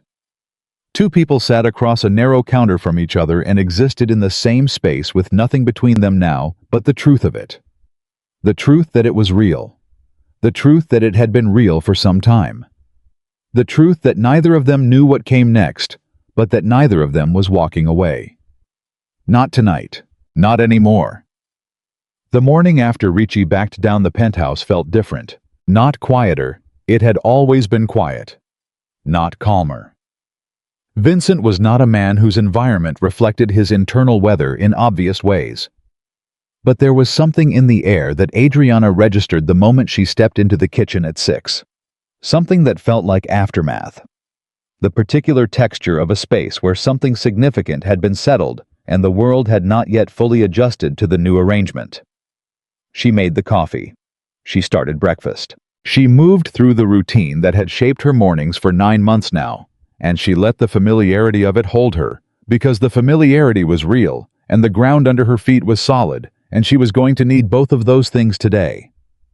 Vincent came in at 7:15. He looked at her. She looked at him. "Good morning," she said. "Good morning," he said. He sat down. She put the coffee in front of him, and then he said, without preamble, without building toward it, the way he said everything that mattered she had learned directly and without decoration. "I need to tell you something." She turned from the counter. "Ricci is not the only problem," he said. She waited. "There are people I work with who are going to test what happened last night. Not immediately. But the word will move, it always does, and when it does, some of them will want to know exactly how much you matter to me. Because knowing that tells them something about how to reach me." She sat down across from him. "You're telling me I'm a target," she said. "I'm telling you that my world has rules, and one of the rules is that the people closest to me become leverage points." He held her gaze without flinching from it. "I'm telling you this because you have a right to the full picture. Not the version that makes me look more manageable." "What does the full picture look like?" "It looks like this: I can protect you. I have the resources and the reach to make you genuinely safe. But protection in my world comes with a cost, and the cost is visibility. The more obviously I protect you, the more clearly I'm announcing that you matter, which creates the very problem I'm trying to prevent." He set his coffee down. "It's a contradiction I don't have a clean answer to." Adriana looked at him. "You've been thinking about this all night," she said. "Yes." "Have you slept?" A pause. "Some," he said. She understood that meant no. "Okay," she said. "Here's what I think." She folded her hands on the counter the way she did when she was organizing something complicated. "I think the contradiction you've described is real. I also think you're framing it as your problem to solve alone, which is the same mistake you've been making about everything since before I met you." She met his eyes steadily. "It's not your problem alone. It's ours. If I'm going to be in the middle of it, I get a vote in how we navigate it." He looked at her. "You said ours," he said. "I did." "You're sure about that?" "I've been sure about it for longer than I've been willing to admit," she said. "Which you probably already knew." He held her gaze. "Yes," he said quietly. "I knew." The kitchen was still. And in that stillness, something that had been building for 9 months finally settled into its true shape, not dramatic, not cinematic, but real. The kind of real that didn't need announcement. "Then tell me everything," she said. "Not the protected version. Everything I need to know to make intelligent decisions." He did. He talked for 40 minutes. She asked questions when she needed to, and listened when she didn't. She did not flinch at any of it. Not the scope of his business, not the nature of his alliances, not the specific threat assessments Marco had compiled over the past 2 weeks. She absorbed it all with the same systematic attention she brought to household budgets and grocery logistics and medication schedules for a father 3 boroughs away. When he finished, she said, "Who is the most immediate risk?" "A man named Castellan, Boston operation. He's been watching this situation since Ricci raised the flag. What does he want? To know if I've gone soft. And what would convince him you haven't? Vincent looked at her. The problem, he said slowly, is that the traditional answer to that question would involve distancing myself from you. Demonstrating that nothing and no one has the ability to compromise my decisions. He paused. Which would be a lie. And I've spent 38 years doing a great many things, but lying to myself is not one of them. She looked at him for a long moment. Then we give him a different answer, she said. What kind of answer? The truth, she said. That you're the kind of man who doesn't have vulnerabilities exploited because you choose the right people, not because you don't have people. She let that sit. Being alone isn't strength. Anyone can be alone. Being selective is strength. He was very still. Where did you get that? He said. From watching you, she said simply. For 9 months. Marco came in at 9. He took one look at the two of them at the kitchen island. Adriana with a legal pad covered in her neat, organized handwriting. Vincent with his phone and 3 open files, and he did not say a single thing. He just poured himself a coffee and sat down at the far end of the counter and made himself useful. Which was Adriana had come to understand Marco's specific and irreplaceable skill. Castellan is sending a representative Thursday, Marco said, because he had been in the building long enough to already know what they were discussing. Someone named Holt comes in to take a read on the situation, goes back with a report. I know, Vincent said. He's going to ask about the household arrangement. I know. What do you want me to tell him? Nothing, Vincent said. I'll handle it directly. Marco looked at Adriana. She looked back at him. She's staying in the apartment Thursday, Marco said carefully. Not a question. Yes, Vincent said. Visible or visible, Adriana said. Both men looked at her. If I disappear on Thursday, it looks like either I have something to hide or Vincent is hiding me, she said. Both of those read as weakness. If I'm here doing my job moving through this apartment like I belong in it, which I do, then the story tells itself. She picked up her pen. I'm not hiding from Castellan's man. I'm not performing anything either. I'm just here. Marco looked at Vincent. Vincent looked at Adriana. You understand what you're asking, Vincent said carefully. Being visible means being assessed. Holt will report everything he observes.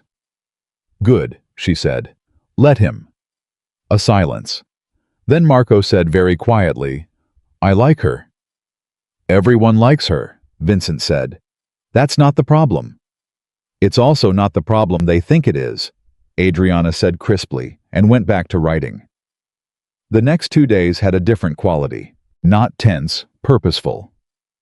Vincent's world moved at a particular velocity on normal days, a controlled and precisely calibrated pace of calls and meetings and decisions. These 2 days moved faster. More people through the apartment. More calls with the door closed and then open and then closed again. Marco ran on 4 hours of sleep and black coffee. Carter, the security man, reconfigured his rotation without being told. Adriana did her job. Perfectly. Exactly. Without a single adjustment to her routine or her demeanor.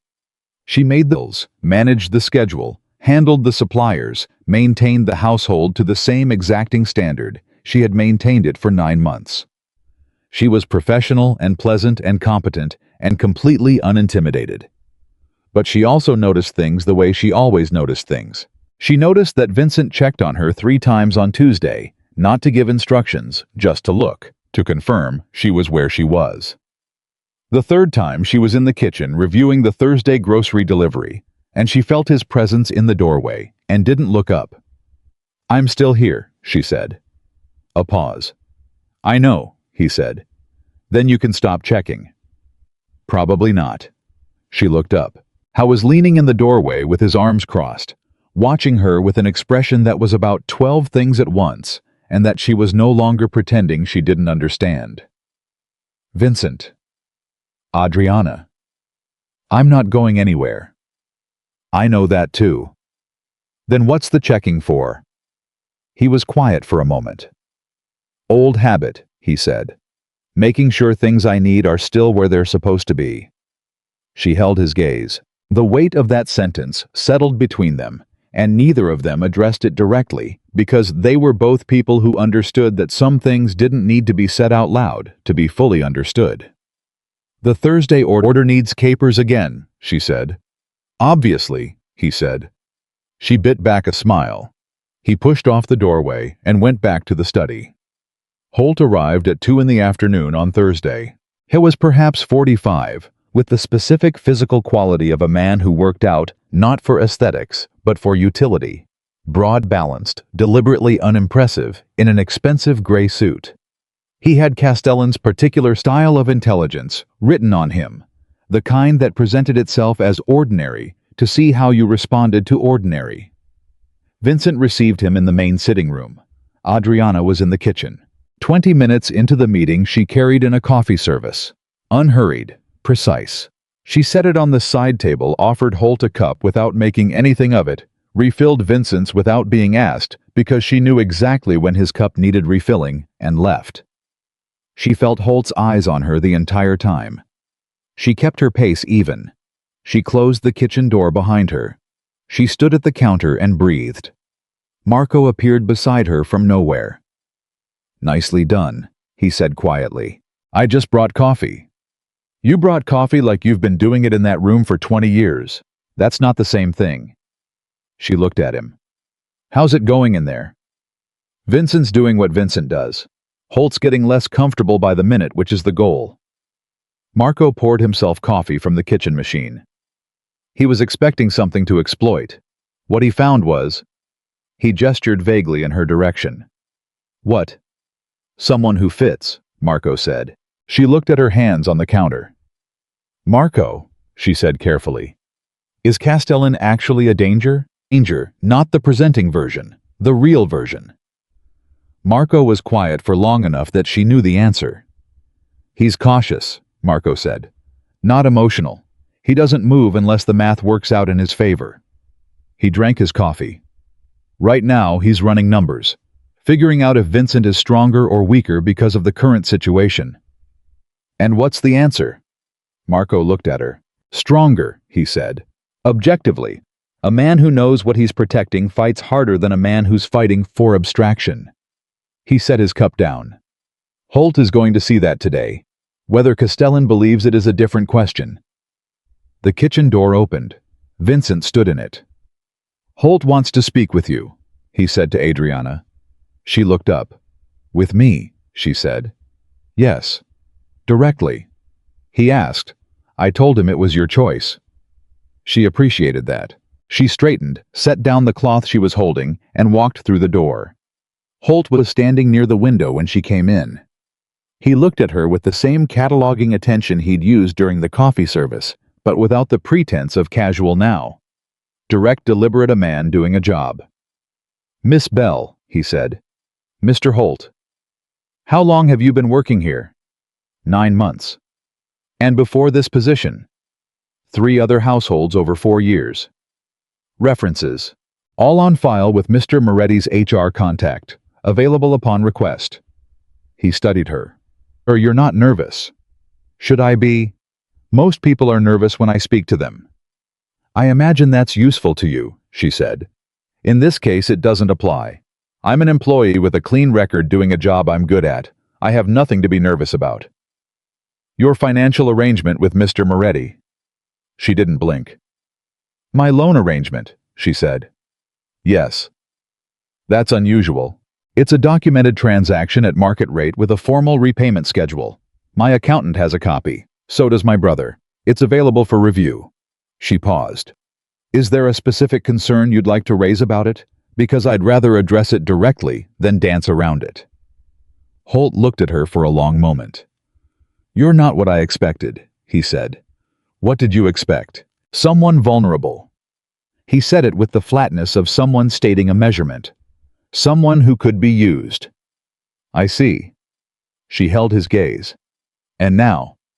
"Now I think anyone who tries to use you is going to have a bad day." She kept her expression neutral. "Was there anything else?" she said. He almost smiled. "Almost." "No," he said. That's enough. She nodded once. She walked out. She made it all the way to the kitchen before her hands started shaking. Not from fear, she would be clear about that to herself later, but from the adrenaline of holding that much composure in place for that long. Marco was watching her from the counter. "How'd it go?" he said. "Fine," she said. Her voice was steady. "You're shaking." "I'm aware. It's a physical response, not an emotional one." Marco handed her a glass of water. She took it. She drank. "You held," he said quietly. "Of course I held." She set the glass down. "I wasn't going to give him anything to work with." Marco nodded. "For the record," he said, "that was one of the most impressive things I've seen in 22 years of working in this world." "You need to get out more," she said. He laughed, an actual laugh surprised out of him. She felt some of the tension release. Holt left at 4:30. Vincent came into this kitchen at 4:45. He sat down at the island. He said nothing for a full minute. Then, "What did he say to you?" She told him, word for word, the same way she always did. When she finished, Vincent was quiet. "He said anyone who tries to use you is going to have a bad day," he repeated. "Yes. He's right." She looked at him. "Is it settled with Castellan?" "Holt will report. Castellan will decide." A pause. "I think he'll back off. Holt's read will be that the situation is stable and that I'm not compromised, which is accurate." "You're not compromised," she agreed. "No." He looked at her. "I'm invested. That's different." She felt that word land somewhere important. "Vincent," she said. "I know," he said. "I know what I'm saying. I'm not walking it back." She looked at him for a moment. "Your grandmother," she said.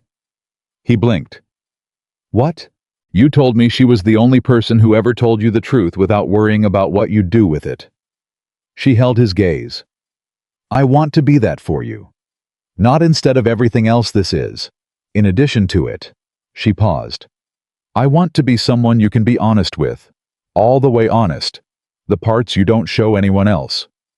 He was completely still. "That's a significant thing to ask for," he said.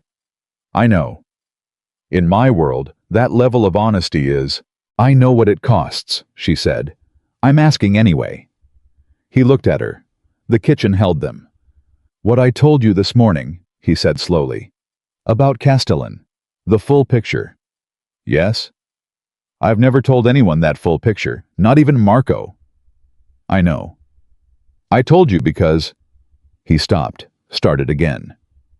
"I told you because not telling you felt like a lie, and I will not lie to you, even when the truth is complicated." She felt the full weight of that. "Then we're the same," she said quietly. "Because I will not lie to you either." He reached across the counter. He put his hand over hers. Not grasping, not pulling, just there. Present. Deliberate. The gesture of a man who had decided something and was letting the decision be visible. She turned her hand over and let her fingers close around his. They sat like that in the kitchen, in the late afternoon quiet of a Thursday, with the city outside doing its indifferent work, and the apartment holding them both in the specific stillness of something new and real and carefully chosen. "I need to tell you something else," he said. She waited. "My father," he said. "I haven't spoken about him in years, to anyone." "You don't have to. I want to." He looked at their hands. "He was in this business before me. He built it. And he was capable of great things. He was also capable of great damage." A pause. "He taught me that caring about someone was the fastest way to lose. That if you let someone matter to you, you'd handed them a weapon. And I believed him." "How old were you when he told you that?" 12. She kept her voice very steady. "That's a heavy thing to give a 12-year-old, she said. "Yes." He looked up. "I've been carrying it for 26 years, and I think—" His jaw tightened slightly. "I think he was wrong, or at least he was only partially right. Caring about someone is a risk, but it's not a weakness unless you make it one by hiding it." He paused. "You don't hide things. even when it would be easier. I learned that from someone, she said. From whom? From you, she said. These past few months. Watching you choose honesty when you didn't have to. He looked at her. Something moved across his face, complicated and deep and old. The kind of movement that happened when something that had been frozen for a long time began to thaw. You have the strangest ability, he said. What ability? To make me feel like the version of myself I'd prefer to be. He said it simply without drama. Most people make me feel like the version I'm afraid I am. She squeezed his hand. Those aren't different people, she said gently. They're both you. That's the point. You don't have to choose. He held her gaze. He did not look away. 3 days later, Marco brought the confirmation. Castellan had reviewed Holt's report. The assessment was stable. The concern about Vincent's judgment had been withdrawn, not enthusiastically, not permanently perhaps, but for now, it was withdrawn. Vincent got the call at 11 in the morning and told Adriana at noon. It's not over forever, he said. Nothing is. But it's over for now. Then we take now, she said. He looked at her. You handle uncertainty very well, he said. I've had practice. She paused. Also, I know what the actual problems are versus what just feels like problems. Castellan is a real concern, but he's manageable. She met his eyes. The things I was most afraid of weren't people like Castellan. What were they? She was quiet for a moment. Needing someone, she said, and having them realize it and use it. She paused. That's what I was afraid of. Not your world, not the danger. You. He heard that. She could see him hear it. I'm not going to do that, he said. I know. She looked at him directly. That's why I'm still here. The following Saturday, Adriana's father came to the penthouse. It was her idea. She had asked Vincent the previous Tuesday simply and directly whether it would be appropriate to have her father visit. Vincent had said yes before she finished the sentence. She had not told her father much, only that her employer had extended the invitation that his name was Vincent, that she trusted him. Her father was 63 and stubborn and very good at reading rooms, and she was prepared for any version of how this could go. What she was not prepared for was Vincent opening the door himself. He had given Carter the afternoon off. He had opened the door himself in a gray shirt, with no jacket, looking like a man who had made a deliberate decision to be approachable rather than impressive. Her father stood in the doorway and looked at Vincent Moretti. Vincent looked back. Mr. Bell, Vincent said. Thank you for coming. Her father's eyes moved from Vincent to Adriana and back. You have a good daughter, her father said. I know, Vincent said. Her father nodded once. The nod of a man who had taken a measurement and found it acceptable. He stepped inside. Adriana stood between them and felt something in her chest that was too large and too complicated to name something that had to do with the two most important men in her life, existing in the same room, and neither of them being smaller for it. I'll make lunch, she said. Sit down, Vincent said. I'll handle it. She stared at him. You'll what? Marco left a chicken in the oven at 10. It should be ready. He looked at her father. Adriana tells me you prefer things simple. Her father looked at his daughter. He knows I prefer things simple, her father said. I may have mentioned it, she said faintly. Her father's expression did a thing she hadn't seen it do in years. It softened. A man who pays attention, her father said as if to himself. He does that, Adriana said. They sat at the kitchen table, not the formal dining room, the kitchen which had been her father's suggestion when Vincent offered either. They ate Marco's chicken, which was excellent, and her father told a story about her mother and the first apartment they'd had that was so small they could touch both walls, standing in the center. Vincent listened with the complete attention he gave to everything that mattered, and laughed. Actually laughed. Laughed not the almost smile she'd catalogued, but real laughter at the part about the table that had to be folded against the wall during meals. Adriana sat across from them both and thought this is what it was supposed to feel like all along. Not performance, not strategy, not two worlds negotiating terms. Just people, just lunch, just this. after her father left, embracing her at the door and saying quietly against her hair, "He looks at you the way your grandfather looked at your grandmother," which undid her completely. She stood in the kitchen alone for a moment. Vincent came in. He didn't say anything. He stood beside her at the counter, and they both looked at the kitchen, the way people looked at spaces after something meaningful had happened in them. "Thank you," she said, "for today. It was important to you." "That's not why I'm thanking you." He looked at her. "I'm thanking you because you didn't make it into something it wasn't. You just made it a meal, a real one." She looked at him. "You made my father feel like a person who was welcome, not someone being assessed or managed. I is welcome." "I know. That's why it mattered." He was quiet. "He told me something before you came back from the door," he said. "What?" he said.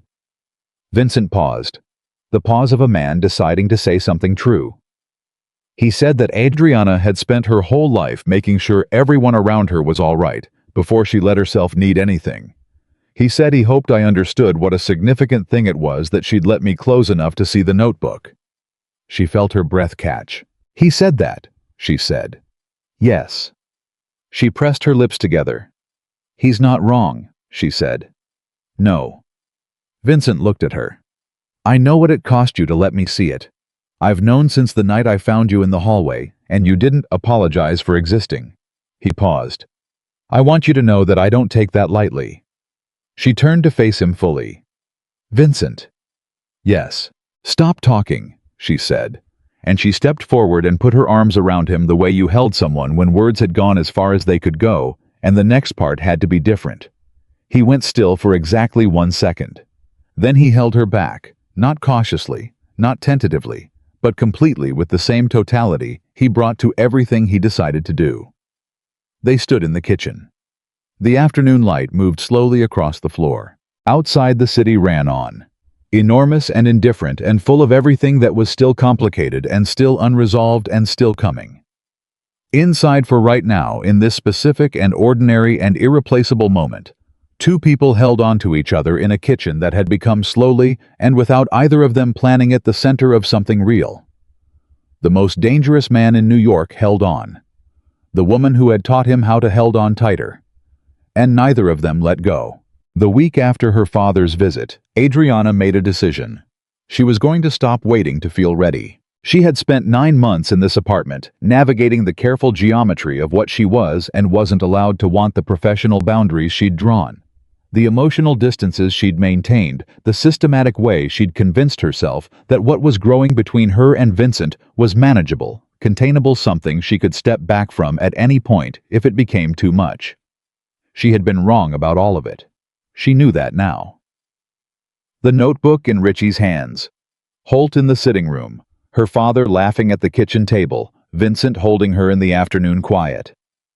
None of that was the behavior of people who were keeping their distance. None of that was manageable or contained. It was real. It had been real for a long time. She was done pretending otherwise. She told herself this on a Tuesday morning while making coffee, and she felt the decision settle into her bones, the way true decisions did not, with fanfare, not with drama, but with the quiet solidity of something that had finally found its correct position. What she did not anticipate was that Vincent had made the same decision at approximately the same time. He came into the kitchen at 7. He sat down. He looked at her. "I want to talk to you," he said. "All right," she said. "Not a household conversation." "I know. A real one." "I know that too." He looked at her for a moment. "You already know what I'm going to say." "I have a guess." "Tell me." She turned to face him fully and leaned against the counter with her arms crossed, not defensively, but comfortably, the posture of a woman entirely at ease in her own skin. "You're going to tell me that you want this to be something defined," she said.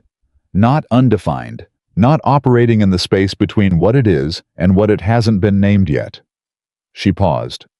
"You're going to tell me that you don't do things halfway.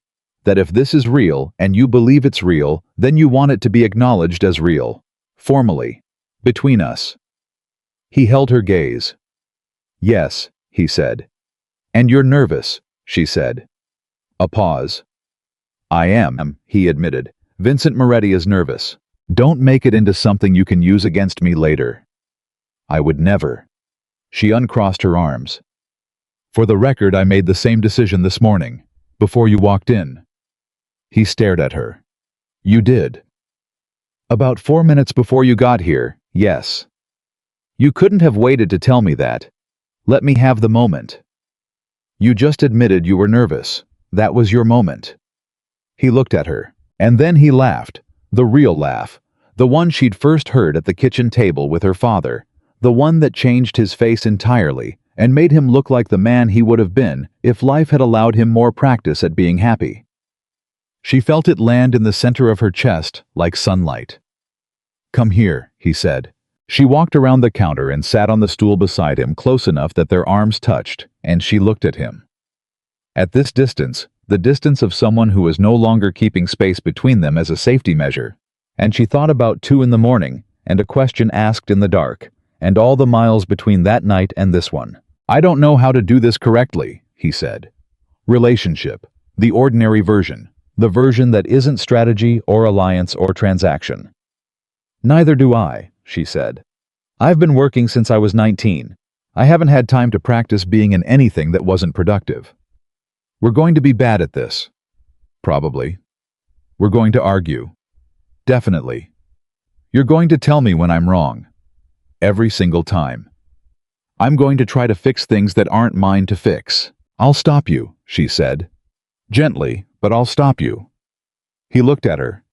I know you will, he said. And the way he said it, not resigned, not cautious, but genuinely relieved, told her more about what he'd been carrying than anything else he could have said. She put her hand over his on the counter. We figure it out as we go, she said.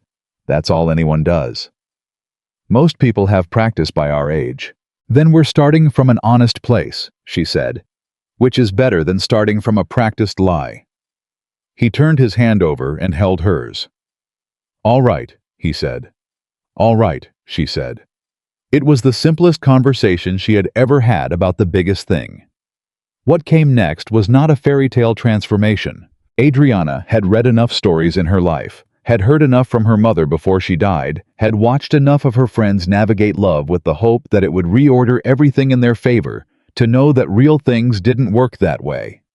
Real things were slower and more complicated, and occasionally disappointing, and required continuous effort in a way that the feeling alone never prepared you for. She and Vincent were not exceptions. The first real argument happened 9 days later. It was about her father's next round of tests. The results came back on a Thursday, and they were good, not perfect but good. The kind of results that meant continued monitoring rather than intervention. Adriana had been carrying the weight of Wednesday's uncertainty alone, and when the call came, she was in the east hallway outside the linen closet, and she stood there with her phone in her hand and let herself feel the relief move through her like water. She did not realize Vincent had heard her on the phone until she turned and found him 3 feet away. She registered his expression. Good news, she said immediately. It's good news. He exhaled. You've been waiting since Wednesday, he said. Yes. You didn't say anything. She paused. I didn't want to worry you, she said. And she heard it the moment it came out of her mouth, heard it the way you heard your own voice doing something you'd criticized in someone else.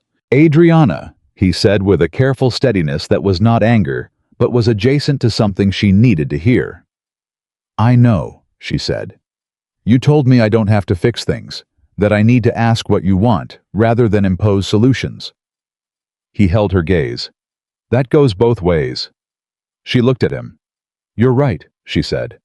If you're carrying something, I want to carry it with you. Not instead of you, with you. He paused. That's what you asked me for. That's what I'm asking you for. She pressed her lips together. Old habit, she said. Handling things alone. I know. His voice was gentler now. I have the same habit. We're a disaster. We're a work in progress, he said. She looked at him. Okay, she said. From now on, when I'm waiting on something that's weighing on me, I'll tell you. Thank you. Even if there's nothing you can do. Especially then, he said. I don't need to fix it. I just need to know. She understood that. She understood it because she had said almost exactly the same thing to him the night Leo was hurt when she had brought coffee to the study and sat across from him and simply refused to let him be alone in it. She had told him then you don't have to do anything. I just didn't want you to sit alone with whatever it is. He had remembered. He was giving it back to her. Thank you, she said quietly. He nodded. He moved a step past her toward the study. Vincent, she said. He stopped. The results really are good. The doctor said if the next scan looks like this one, we can reduce the monitoring schedule. She paused. He's going to be okay. Something in his face released. I'm glad, he said. I know you are. She looked at him. Thank you for that too. The news about her father was not the only thing that came in the following weeks. Marco brought something else. He came in on a Monday with the particular energy of a man who had information he wasn't sure how to deliver the slightly too casual way. He poured his coffee the way he positioned himself in the kitchen rather than going straight to the study. Adriana noticed all of it within 30 seconds. Whatever it is, she said, just say it. He looked at her. Ricci resigned, Marco said. She set down the dish she was holding. What? Officially, he's stepping back due to personal reasons. Unofficially, Marco paused. He made a move, not against you directly, against Vincent's Chicago arrangement. He tried to undercut a deal by feeding information to the other side. He went against Vincent. He bet that Vincent was distracted. Marco's voice was flat. He was wrong. She absorbed that. How bad is it, Ad? The deal held. Vincent managed it before it broke. The people Ricci had been coordinating with are no longer a concern. He looked at her carefully. But the fallout, the renegotiating the containment, that was a significant week. Vincent didn't sleep more than a few hours total. She thought about the past week. The closed study door. The late calls. The meals she'd left outside the study that came back half-eaten or untouched. She had known something was happening. She had knocked once midweek, and he'd told her he was handling it, and he'd tell her when it was over. She had trusted that. She had stayed out of it. Why are you telling me this? She said. Because he won't, Marco said simply. Not because he's hiding it. Because he doesn't want you to feel like you caused it. She stood very still. I didn't cause it. I know. You know. He knows. Marco put his cup down. But he also knows that Ricci's motivation was partly you. That if Ricci hadn't become fixated on removing you, the timeline of his disillusionment might have been different. He paused. Vincent is protecting you from feeling responsible. That's a very Vincent thing to do. She looked at the kitchen floor for a moment. Then she looked up. Is Ricci gone for good? Yes. And the people he was coordinating with, handled, and Vincent. He's in the study. He got 4 hours of sleep last night. He ate the breakfast you left. Marco picked his cup back up. He's okay. She nodded. She took a breath. Then she went to the study and knocked once and pushed the door open. Vincent was at his desk. He looked up. He looked tired, the specific kind of tired that came from days of compressed intensity, not just sleeplessness. But his eyes were clear, and the particular tension she'd seen in him during the week had resolved into something steadier. Marco told you, he said. Yes. I was going to tell you. I know. She sat in the chair across from him. Are you all right? He looked at her for a moment. Yes, he said. It's handled. I'm not asking about the situation. I'm asking about you. He held her gaze. I'm tired, he said. And I'm relieved it's over. And I'm angry that it happened, and I'm glad it happened when it did, rather than later, when the stakes could have been higher. He paused. And I'm sitting here looking at you and thinking that none of it changed anything, which is the part that matters most. She felt that in her chest. None of it changed anything, she confirmed. No. Good. She stood. Then go to sleep. It's 2 in the afternoon and you've been awake for most of a week. The world will still be here at 6. I have 3 calls. Marco will take them. Marco can't take all three. Marco has been running this organization alongside you for 22 years. He can handle 3 calls. She moved to the door. Sleep, Vincent. He looked at her. You're very comfortable giving me instructions now, he said. You gave me a raise and a loan in the main elevator. You should have expected this. He almost smiled. Go, she said. He went. She stood in the study doorway for a moment after he passed, listening to his footsteps move down the hall toward the bedroom. She heard the door close. She stood there a moment longer in the quiet of a room that smelled like him and coffee, and the particular weight of important decisions. And she thought about 9 months ago, and a woman walking into a penthouse at 2 in the morning carrying her shoes. She thought about how far it was from that night to this afternoon. She thought about how every step of that distance had been chosen. Hers, his. Both of them separately, and then together, choosing forward. She went to find Marco. He slept for 6 hours. He came out of the bedroom at 8 in the evening, looking like a different man, still tired around the edges, but present in a way he hadn't been all week. He found Adriana in the kitchen where she had made dinner. Actual dinner, not the household standard meal, but the specific chicken dish she'd learned his grandmother made, the one she'd quietly reconstructed from the description he'd given her 3 weeks ago in a 12-minute kitchen conversation about Naples and Sunday sauce and a woman who told the truth. He stopped in the doorway. He looked at the pot on the stove. Is that? He said. I don't know if I got it right, she said. I was working from your description. I may have improvised the seasoning. He came to the stove and looked. He picked up the wooden spoon and tasted it. He was quiet for a moment. She added more garlic, he said. I can add more garlic. Don't. He set the spoon down. This is... He stopped. This is close. She looked at him. Close is good. Close is remarkable. He turned to look at her.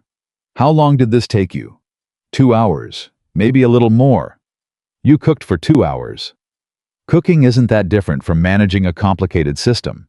You have a sequence, you respect the timing, you adapt when something isn't working. She shrugged. Also, it smelled good and I was hungry. He looked at her for a long moment. That look, she had come to know, the one that was too large for his face to fully contain, the one that slipped past the careful architecture he maintained and showed her the person underneath. Sit down, she said. I'll dish it up. They ate at the kitchen table. Not the formal dining room. The kitchen, where her father had laughed. Where Marco drank coffee and said things he didn't say in front of anyone else. Where Vincent had sat at 2 in the morning and told her she was right, and at 6 in the morning and said thank you for the first time, and at 7:15 and talked about his grandmother for 12 minutes, like a man who'd been waiting a long time too. The kitchen that had become the truest room in the apartment. They ate and they talked about her father's results, about Marco's surprising skill at the 3 calls he'd taken, about a conversation she'd had with her brother, who was beginning to understand what was happening, and had responded with the specific protective energy of a younger sibling who wanted to be taken seriously. Vincent listened to all of it. He asked questions. He offered exactly as much as was useful, and not one word more. She watched him do this, and thought he had always been capable of this. It had been in him the whole time. The patience and the attention and the genuine interest in a person's life. It had just needed somewhere to go. She thought about what Marco had said, he hasn't been happy in a long time. She thought about what her father had said. He looks at you the way your grandfather looked at your grandmother. She thought about the photograph in the study, turned slightly away from the door, the woman and the young boy, both laughing. She had never asked about it. She had decided she would ask when he offered, and not before. After dinner he offered. He said, the photograph in the study. She looked up. You've seen it, he said. Yes, I didn't ask. I know. He wrapped his hands around his coffee cup. It's my mother. And me. I was 8. We were at my grandmother's house in Naples. A pause. It was the last summer before things became what they became. She was quiet. She's gone, she said carefully. 10 years ago. He looked at the cup. She spent a long time in a world she hadn't chosen. She stayed because she loved my father, and he loved her in the way he knew how to, which was not always the way she needed. He paused. I watched that, for 18 years. She waited. When I took over after my father, I decided I would not do that to anyone. He looked up. So I didn't let anyone close enough for it to be an issue. Until now, she said. Until you walked into my hallway at 2 in the morning and didn't apologize for existing. She held his gaze. I'm not going to become something you didn't choose, she said. I need you to know that. Everything I am, and everything I want, you have all of it on the table. There's no version of this where I become someone you have to manage or protect against yourself. I know that, he said. You know it now. In 10 years. In 10 years, I'll know it the same way. He held her gaze with complete steadiness. I've spent my entire life watching what happens when people aren't honest with each other from the beginning. I am not my father. He paused. And you are not someone who would let me become him even if I tried. She felt that. No, she said. I wouldn't. I'm counting on it. She reached across the table and put her hand over his. He held it. They sat in the kitchen in the evening quiet, holding hands across a table that had fed her father and Marco, and a Thursday chicken, and the ghost of a grandmother who made Sunday sauce, and neither of them needed to say anything else. The twist came from a direction neither of them had been watching. 3 weeks later, on a Wednesday morning, Adriana received a certified letter. She almost didn't open it at the kitchen counter. She had learned to triage mail quickly, a skill from 8 months of managing household correspondence. But the return address stopped her. A law firm she didn't recognize. Her name, her full name, in formal typed letters. She opened it. She read it. She read it again. She put it down on the counter and stood very still. The letter was from the estate of a woman named Constance Mary Bell, her grandmother. A woman Adriana had met 3 times in her childhood. A woman her father had been estranged from for reasons she had never fully understood. A woman who had died 6 weeks ago at 81 in a house in Connecticut that Adriana hadn't known she owned. The letter informed her that she was a named beneficiary. The amount was significant. Not life-changing for someone like Vincent, but for Adriana Rose Bell, who had spent 8 months working triple shifts to close a debt that now seemed very different in scale. It was more than significant. It was the end of the thing she had been fighting. She sat down on the kitchen stool. She picked up the letter again. She thought about the notebook under her mattress. The pale blue spiral notebook she hadn't needed to look at in 3 weeks since the loan payments had started and the accounts had stabilized and the numbers had stopped feeling like a threat. She thought about the night she had told Vincent the exact amount. She thought about the repayment schedule she had initialed in her clear, confident handwriting. She thought about what this money meant. Then she thought about something else. She thought about how 6 months ago this letter would have felt like rescue. Like the universe finally accounting for what she was owed. She would have held it in her hands and cried from relief alone in her room, telling no one. Today she picked up her phone and called Vincent. He picked up on the second ring. He was in a meeting, she could tell from the quality of the pause before he answered. "Are you all right?" he said immediately. He always asked that first. "I'm fine," she said. "I have news. It can wait until you're done." "Is it good news or bad news?" "Strange news," she said. "Good, I think, but strange." "5 minutes," he said. "Take your time." He was there in 4. She handed him the letter. She watched him read it, the quick efficiency of someone who processed information rapidly, followed by the pause at the amount, followed by a second read of the full contents. He put the letter down. He looked at her. "Your grandmother," he said. "I barely knew her. She and my father." She paused. There was a long estrangement. He never explained it fully. "I think she tried to reconnect in her last years, but my father doesn't open doors. He's closed." She looked at the letter. "I didn't know she had anything to leave. I didn't know she was thinking of me." He was quiet for a moment. "How does this feel?" he said. And that question, the one he now asked before anything else, the one she had taught him to ask by asking it herself, made her throat tighten. "Complicated," she said honestly. "Relieved. Sad. Guilty that I feel relieved. Why guilty? Because I didn't earn it. I didn't know her. I was just her granddaughter by blood. She chose to name you, he said. That was her decision. She knew what she was doing. I know. And the debt? I'm keeping the loan, she said. He looked at her. You're keeping it, he said. Yes, on the original terms. I'm going to repay every cent on the schedule I agreed to. She met his eyes. What's in that letter has nothing to do with what's between us. I'm not going to collapse the two things into one just because I can. The loan is a commitment I made. I keep my commitments. He held her gaze. You don't have to prove that to me, he said. I'm not proving anything. I'm being consistent. She looked at him steadily. The money from my grandmother goes to my father's ongoing care and to a fund for Marco's children's college before you say anything. He mentioned it once, and I've been thinking about it for 6 weeks, and the remainder goes into savings that are mine and no one else's. She paused. I've already decided. I'm not asking permission. He held up his hand. I wasn't going to say anything. You were going to offer to help manage it. A beat. I was going to offer to introduce you to my financial advisor, he admitted. I'll think about it, she said, after I've had a week with it myself first. He looked at her. Fair, he said. Thank you. Adriana. Yes. The Marco thing, he said. His children's education. Don't make it into something. I'm not. He paused. When did you decide that?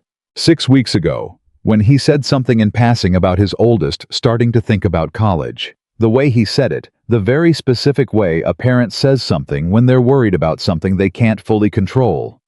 She shrugged. It seemed like the right thing. Vincent looked at her for a long time. He's going to argue, he said. He's going to try, she said. I'm going to be very calm and very clear, and he's going to lose. He is, Vincent agreed. He really is. She told Marco that evening. He argued as predicted for 4 minutes. Then he stopped. He looked at her. His eyes were bright in a way she hadn't seen before. You don't have to do this, he said. I know. It's too much. It's what I want to do with money that came to me without conditions. She held his gaze. You've spent 22 years making sure the person I love is looked after. Let me do something for yours. Marco went completely still. Not at the money. At the word love. She heard it herself. She had not planned to say it out loud. Not yet. Not before she'd said it to Vincent first. She felt her face go very quiet. He doesn't know I said that, she said carefully. Marco looked at her. No, he said. I'd appreciate. I didn't hear anything, he said immediately. She exhaled. Thank you. Although, he said, and she heard the shift in his voice. The thing underneath the careful professionalism relief. Deep and genuine. The relief of someone who had been watching a person he cared about be lonely for a very long time. For what it's worth. He feels the same way. He needs to work up to saying it. She looked at him. I know, she said. Give him a little time. I'm not going anywhere, she said. Marco nodded. He didn't say anything else. But when she left the kitchen, he sat down at the island, and he put his face in his hands for just a moment. Not in distress, but in the way people did when something they'd hoped for a long time finally arrived, and the feeling of it was larger than they'd expected. He stayed like that for 30 seconds.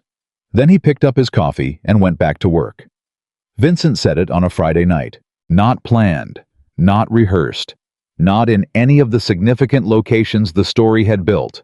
Not the kitchen. Not the study. Not the hallway. At 2 in the morning where it had all started. He said it in the elevator. They were coming back from dinner the first time they had gone out together, deliberately publicly, not as employer and employee, but as what they actually were to a small restaurant in the West Village, where the tables were close, and the lighting was low, and no one had looked at them twice. She was still wearing her coat. He was still in his jacket. The elevator was ascending through the building at its slow, dignified pace. He said, I love you. Just like that. No preamble. No architecture. She turned to look at him. He was looking at the elevator doors. "I've known for a while," he said. "I kept waiting for the right moment, and then I realized there isn't a right moment. There's just now." He looked at her. "I love you. I wanted you to know." She looked at him, at the man who had stood in the dark at 2 in the morning and asked a question that was really fear. At the man who had cleaned up broken glass and done math on her behalf, and opened the study door and laughed in the kitchen and held her in the afternoon and cooked her grandmother's chicken and asked what she needed instead of telling her what he was going to provide. She thought about everything it had cost him to become someone who could say those words without qualification. She thought about what it meant that he had said them in an elevator unplanned, because the right moment was now, and now was where they were. "I know," she said softly. "I love you too." He looked at her. The elevator arrived. The doors opened. Neither of them moved for a moment. Then she took his hand, and they walked into the apartment. Their apartment, the one that had started as his and become hers, and then become theirs in the slow, unglamorous, irreversible way that real things happened. 6 months later. Adriana Bell was no longer a maid. She had not been fired. She had not quit in any dramatic sense. What had happened was that the role had simply evolved the way things evolved when the person performing them grew, and the context around them grew, and everyone involved was honest enough to acknowledge what was actually happening. She was managing the household, yes. But she was also managing 3 additional properties Vincent had acquired, their operational logistics and staff coordination. She had taken 2 business management courses online, one in accounting, one in organizational systems, and had completed both with the same precision she brought to everything. She had rebuilt her financial life from the ground up. The loan fully repaid, 6 months ahead of schedule, her savings solid, her father stable, and monitored and thriving in the quieter pace of a man who had been given the gift of not worrying about money for the first time in his life. Her brother Marco, not Vincent's. Marco. Her brother had come to the apartment twice now and had the specific energy of a younger man, trying very hard to be respectful and protective simultaneously. Vincent handled this with a patience that genuinely surprised her. He had taken her brother to lunch alone once without telling her, and when she found out, she had demanded to know what they'd talked about. "Engineering," Vincent said. "Just engineering. And one other thing." "What other thing?" He had looked at her. "He asked me what my intentions were. I told him they were permanent." She had stared at him. "He's 23, she said. "He's your brother." "You told him your intentions were permanent." "They are." He picked up his coffee. He seemed satisfied. She had not known what to do with that for a full afternoon. She had decided eventually that it was the most Vincent Moretti thing that had ever happened, and that she loved him unreasonably. The night that closed the circle came without announcement. It was a Thursday. Adriana came home late. She had been at a meeting across town, her own meeting, her own work, the growing professional life she had been building in the white space between the person she had been at 27 and the person she was becoming. The meeting ran long. The train was slow. By the time she stepped into the elevator, it was nearly midnight. She pressed the button. The elevator rose. The doors opened. Vincent was standing in the main hall. Not in the darkness this time. The lights were on. He had his jacket off, a glass of water in his hand, and he was looking at his phone, but he looked up the moment the doors parted, and the expression on his face when he saw her was the most unguarded thing she had ever seen on him. Pure relief. The relief of a man who had been waiting and was now done waiting. She stepped out. She looked at him. She waited for the question. The first question, the one from 9 months and a lifetime ago, the one that had started everything. He didn't ask it. He knew where she had been. He had known since 6 o'clock when she'd texted him the meeting was running long. He had known the way he now knew all things about her life, not by monitoring or controlling, but because she told him. Because they had built the habit of honesty, the way you built anything durable, one deliberate choice at a time. "How did it go?" he said. "Well," she said. "Really well, actually." "Tell me." She walked toward him, and he put his arm around her as she reached him. Naturally, the way they had learned to move around each other, no longer careful, no longer measured but close in the way that meant someone was home. "They want to bring me on in a larger capacity," she said, as they walked toward the kitchen together, because it was late, and she was hungry, and the kitchen was where they went. The properties in Brooklyn and the Jersey consulting, it would be a significant expansion. "What do you want to do?" "I want to say yes," she said. "I think I'm ready." "You've been ready," he said. "I know. I just needed to believe it." "Do you now?" She looked at him. She thought about a pale blue notebook under a mattress. She thought about a hallway at 2 in the morning. She thought about loan papers signed in someone else's handwriting and a candle on a windowsill for a man named Leo with 3 children. She thought about her father laughing at the kitchen table and her brother's careful, serious face and Marco's eyes going bright at a word she'd said without planning to. She thought about a grandmother she barely knew who had known her enough to name her. She thought about all the distances she had crossed, all the ground she had taken back, all the things she had refused to lose, and all the things she had finally let herself have. "Yes," she said. "I do." He made her a plate. She sat at the kitchen table. She told him about the meeting in the particular detail that he had come to love the sequence of it, the moments that had turned the one person in the room who had pushed back and how she had handled it. He listened. He asked questions. He told her once very directly that the way she had answered the pushback was exactly right, and she believed him because he was not a man who said things he didn't mean. Outside, the city ran on. It had been running on this entire time, through all the nights and all the arguments and all the silences and all the conversations that had rebuilt 2 people from the inside out. The city did not care about any of it. New York had seen 1,000 love stories and 10,000 versions of people changing each other, and it would see 10,000 more. But this one was theirs. The man who had stood in the dark, demanding an account of someone's time, had learned that real protection was not surveillance. It was the steady dailiness of showing up, of asking questions, instead of issuing commands, of choosing to be known, rather than merely obeyed. The woman who had walked in carrying her shoes and her exhaustion and her 8 months of silent grinding survival had learned that accepting love was not the same as surrendering ground, that needing someone and being complete were not opposites, that the strongest thing she had ever done was not survive alone. It was trust someone enough to stop. They had not saved each other. They had done something harder and more ordinary and more real than saving. They had chosen each other, clearly, repeatedly, imperfectly, on purpose.